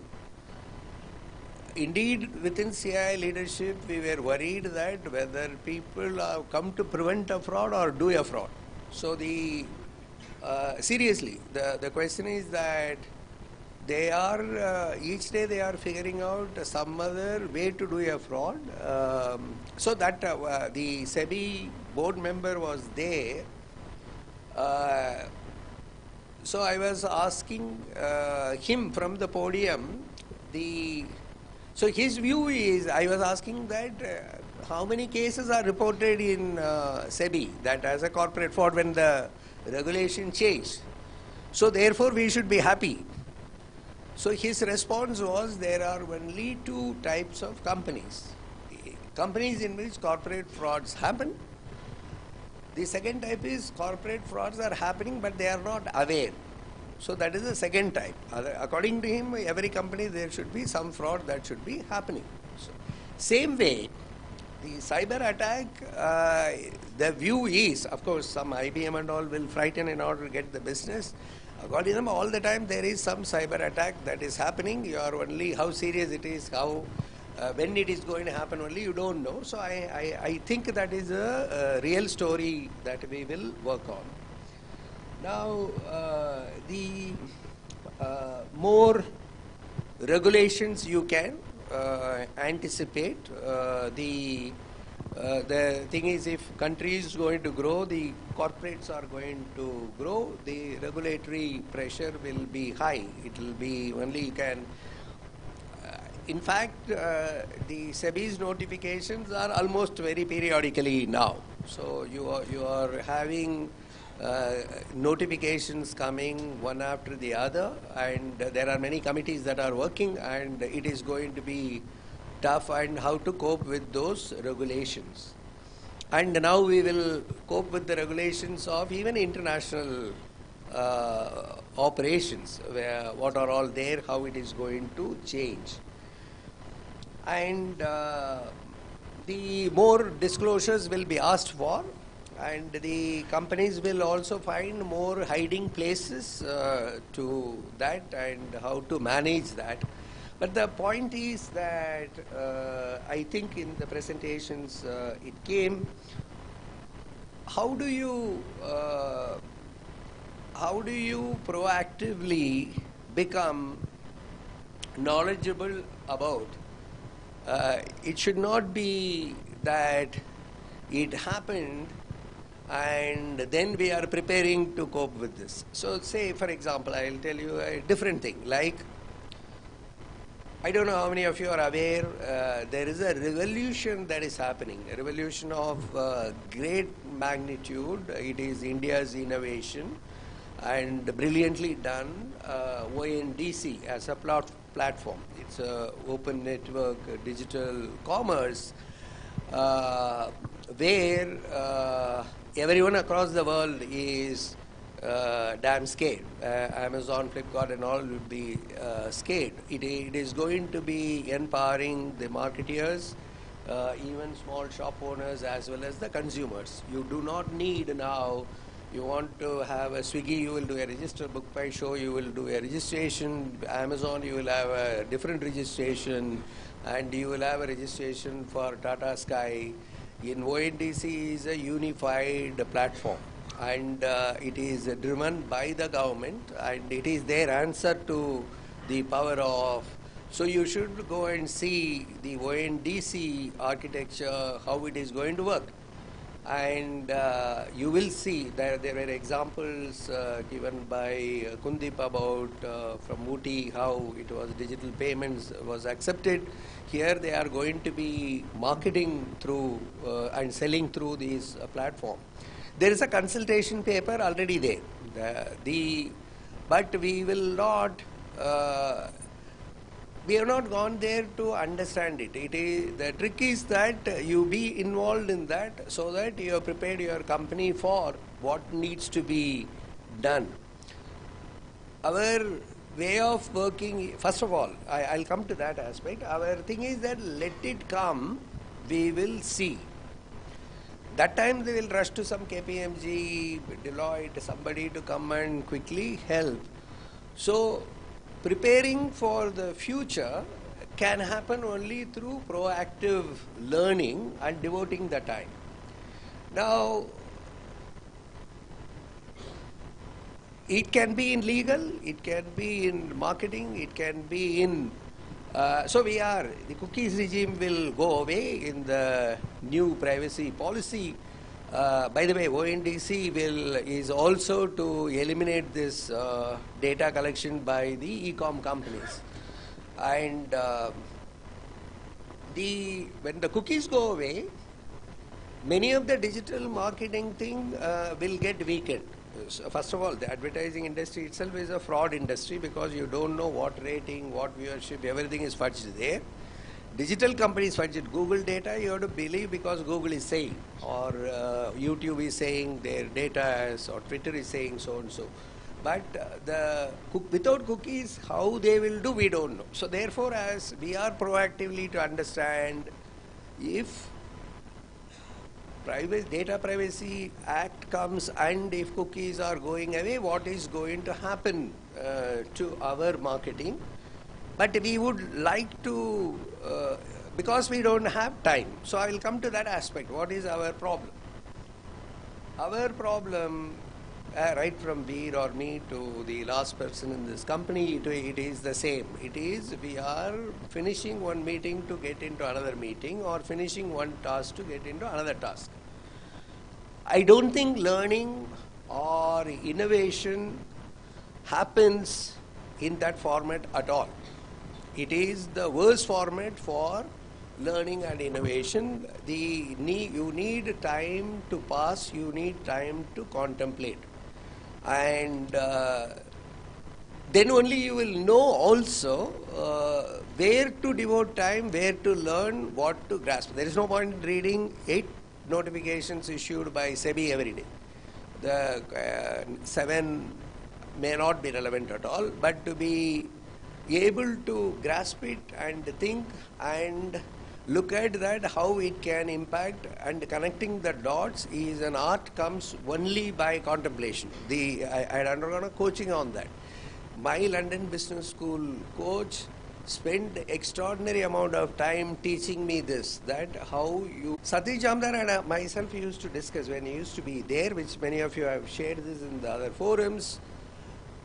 The simplest analogy is this, that when we were in first standard, 6 table is very difficult. 6 ones are 6, 6 twos are 12, 6 threes are 18 is a very difficult thing. But when you go to third standard, that 6 table is nothing, it is child's play. Same way, 14 table is difficult in third standard even, but when you go to 6th standard, it is not. Same way algebra, differentiation, integration, that when you have advanced to the other orbit, this looks simpler. The art about learning, innovation, creativity is simply about how you will migrate to the other orbit after completing this. So therefore, for that you require time. It is not how you will figure it out. So in my case, I live alone. I spend more time in the kitchen or in the garden or reading. I have nothing. Unfortunately, it is so, but some extent it is fortunately because I have nothing to worry about as family. But many of you, since you have family responsibilities as well, how you will figure out that time for yourself. It is not a time devoted with family, is a contemplation time. It is for you. So by belief, or what I have been taught and what I practiced is,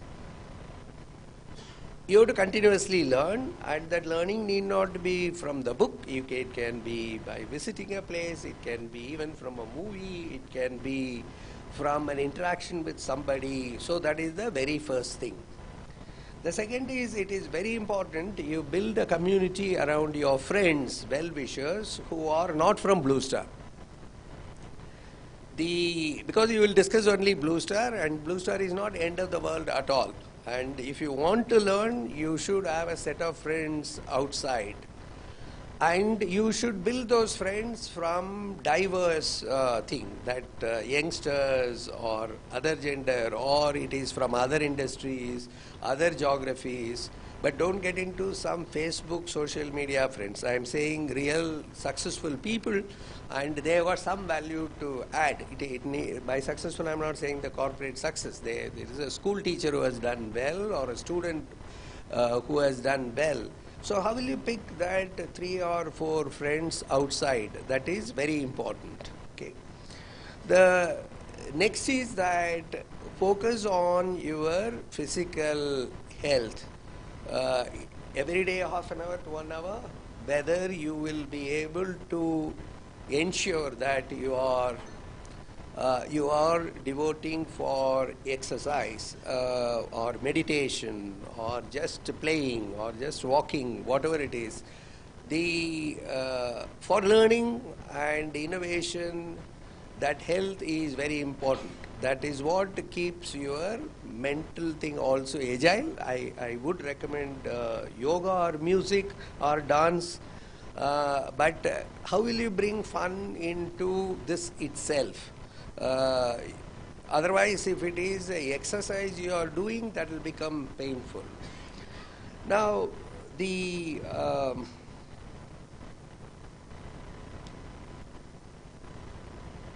so there is learning, there is diverse friends, well-wishers outside Blue Star. No single, I'm not saying fight with the Blue Star friends, but the thing is that how will you build that community around you, and contemplation, physical health, and bringing in fun into your life. And perhaps that is the last part that I will talk about. I have not come across anyone so far, whether I have friends in some union ministers or celebrities or students and colleagues across the companies, and I do not think I have so far come across any human being who has no problems. All of them have problems. That is the truth. Wealth may be different, that there are people with different level of wealth or bank balance with them. But important fact is, I have even a saint who has problems. So therefore, it is to be understood, if there is life, there will be problems, and my own learning is God will keep that debit credit. So you will have happy moments, you will have sad moments, and that will be balanced out. But despite all that, how you will be happy and having fulfillment is the art of that. So because it is your life, and you have to believe that you can have happiness. I am not saying that it requires a great training to read Buddha to come to that status, but you in your own way, if you resolve within yourself that look, the problems are common, everybody has got a problem, and still I am going to find a fulfillment in my life with hope, with a great amount of belief that this is something that will go away. That is the simplest step, to be telling yourself that it is okay, it is fine, because I am happy in some other way, I will be unhappy in some other way, it is okay for me. At least begin with that. And I think that fulfillment is the one which gives you great health, which makes you very successful.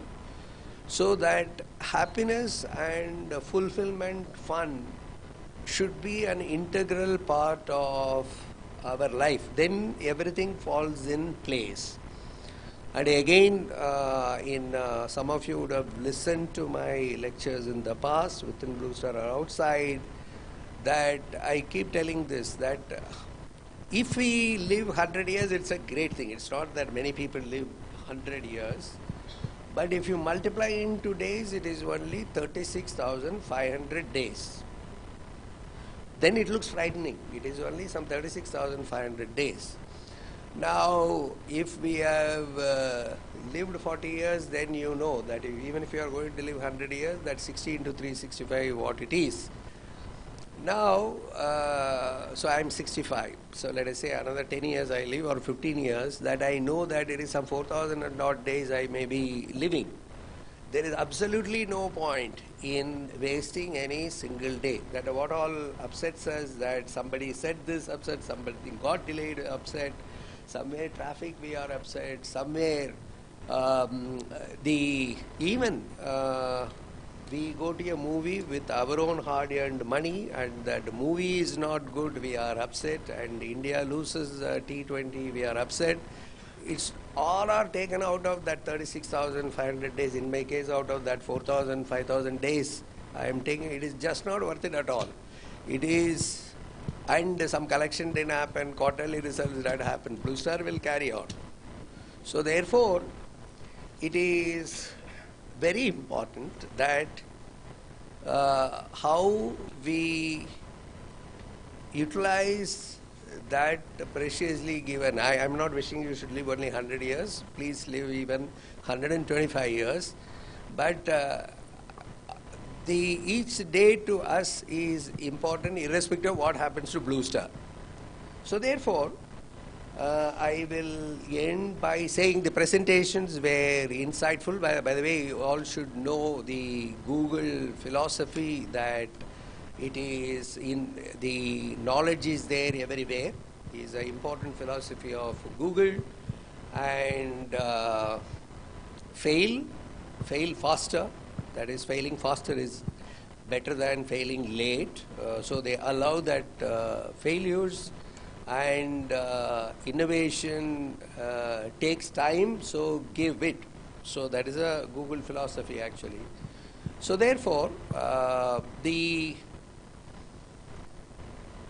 learn, contemplate, create a circle of friends,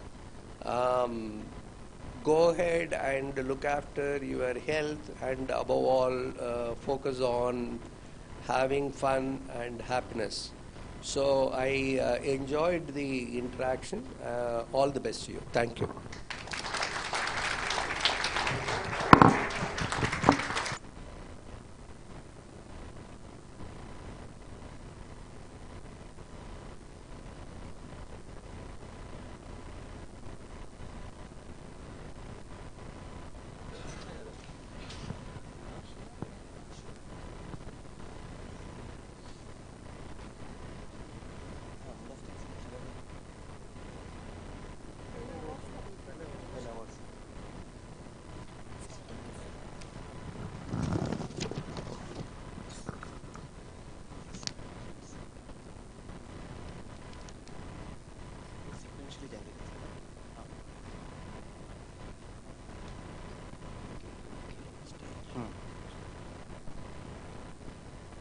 So now we'll be having our award sessions. So much awaited thing. So for that I would like to invite BTN sir and Nikhil sir on the stage.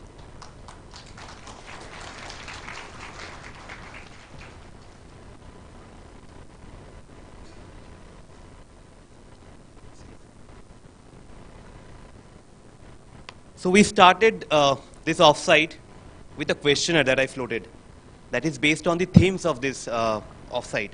This culture of innovation, culture of continuous learning, culture of collaboration, and culture of accountability and result orientedness. So 50 of you have responded about your ideas. So it was very important to know that what you think of about these themes, about these pillars. So 50 of you have responded, and we have selected the best one for each one of this theme and whatever you have responded. So for culture of innovation, the winner is Munish Kumar from Northern Region, who has joined us through YouTube Live. So he is not there. For culture of collaboration, it's Ashish Balsara. So he is also not there.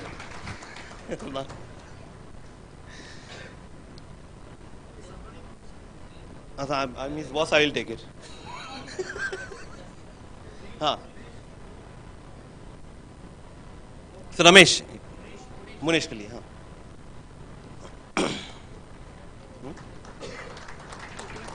हाँ BTN के लिए.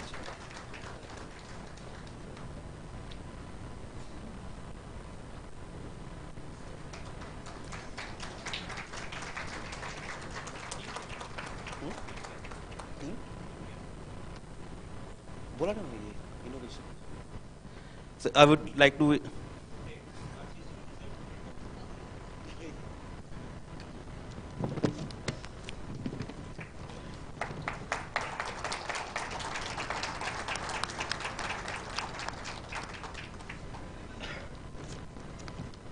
Now for culture of accountability and result orientedness, the winner is Shiva sir.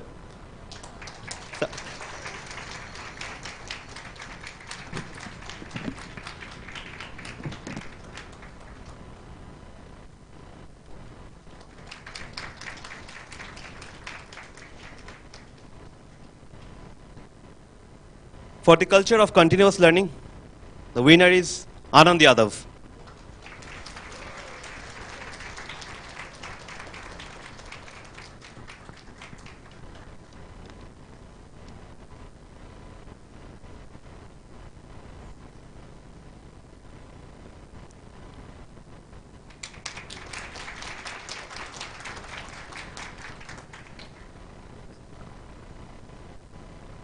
So after that, after this questionnaire and everything, we came over here, we had fun. Today morning we had our cricket matches. So I would like to invite the winning team captain, Mr. Saunak Gupta, to come on stage and receive the award on behalf of his team.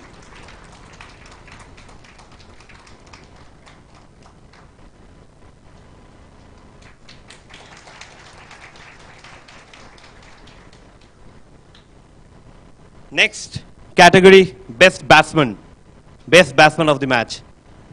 So, any guess? You're right. Praveen Sharma.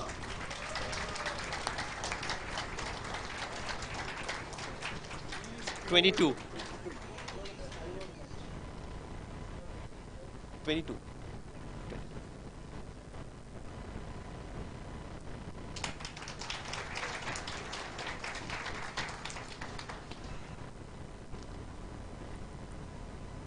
Next category, best bowler. There was a tough competition over here. Any guess?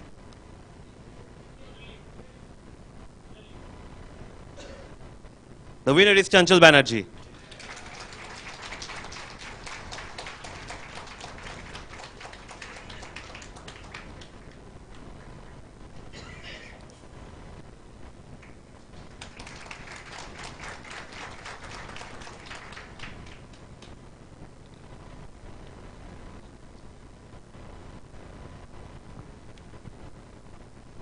So after that, we had today's this insightful sessions. So there were 4 teams consisting of our leaders. I'll be announcing each there are 3 categories where we have awards. So for each award, I will announce the name, or you will guess the name first. First one, best content. Any guesses? Right. Culture of innovation. Vikas sir and Kuldip sir, please come on stage.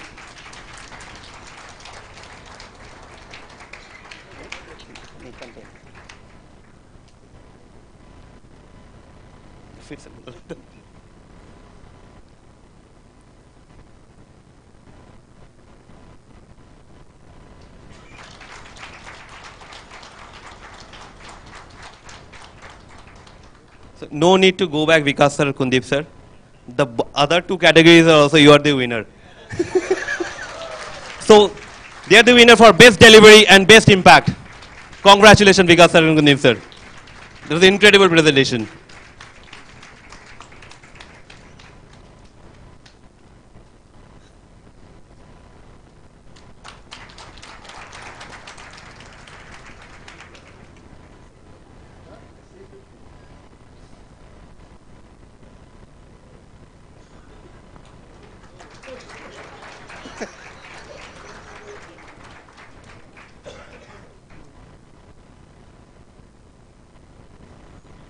Thank you everyone.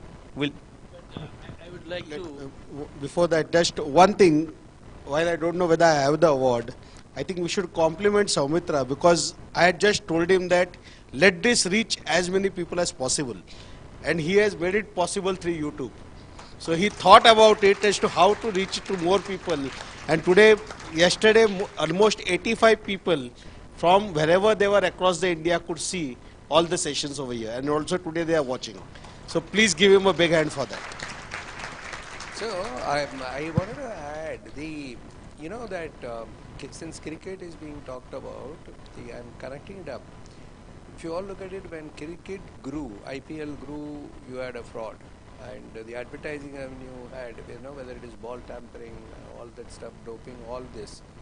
So the growth means you can be rest assured there will be regulatory violations. And similarly, when so much of construction happens, accidents are because first time, they look at the Wada accident. It is a new factory. Everybody there is seeing a deep freezer production for the first time. So we could have prevented. We regret for that. Somebody losing all the fingers. He is from a tribal community coming to the factory, and so many of us sign something, right? The papers are brought to us. We are signing that. With my interaction with the SEBI board member, and Robin Baraji is another person who is part of CI.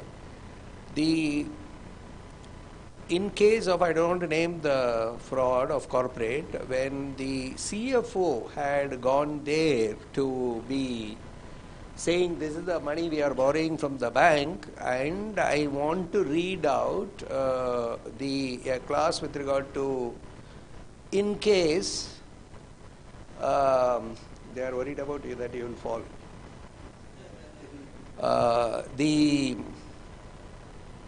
If we don't pay, what will happen? That chairman told him that time we will see. He didn't allow him to even read. And that is the company which has defaulted. So the question is also about what we sign and whether the person who is signing have gone through. And I'm not saying that come without resources, we want to do 10 things, it won't happen. So that's where we have to prepare. So that is an investment you will make for growing. And so when we finalize this ABP, we have to be thinking about that as well, that which are the ones which we have to invest money, and or the people have to be retrained to handle that kind. Okay, thank you.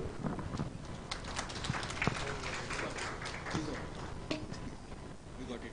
We give this award. Yeah. Thank you.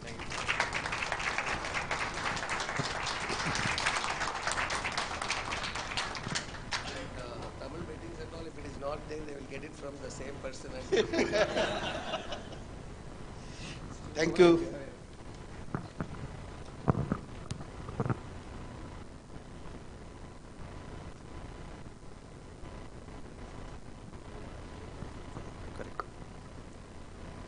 So thank you everyone. I would like to invite Shiva sir for vote of thanks. So, stage is on. Thank you, Savitro. So the vote of thanks, deservedly have to start from the organizing committee actually. Kuldip, Kamal, then Atul, Virat and Saumitro, not in any particular order. All of them worked very hard. And with a smile actually. Even yesterday, a lot of us were bothering them. Room, the allot karne ke liye time kya ho raha hai, all that. But all that was handled with a smile actually. So, and this offsite was different from others because I have not seen so many people gathered for any other offsite actually. So, thank you Nikhil sir for giving opportunity to everyone to, or more and more participants to attend this offsite, which was very helpful. And more thoughtfully setting the theme, and which was different from the earlier offsites, and the way it went away. Each session had connection with, from the beginning to then, connection with each other actually. So that was very wonderful. And thanks to everyone for taking time out from your schedule and being part of this workshop. And finally, BTN sir, for taking one full day out from your busy schedule and enriching us with your talk on what is happening in the world and in the country, and within that how it can impact Blue Star and so we all should be aware of. And thank you everyone. So enjoy the evening.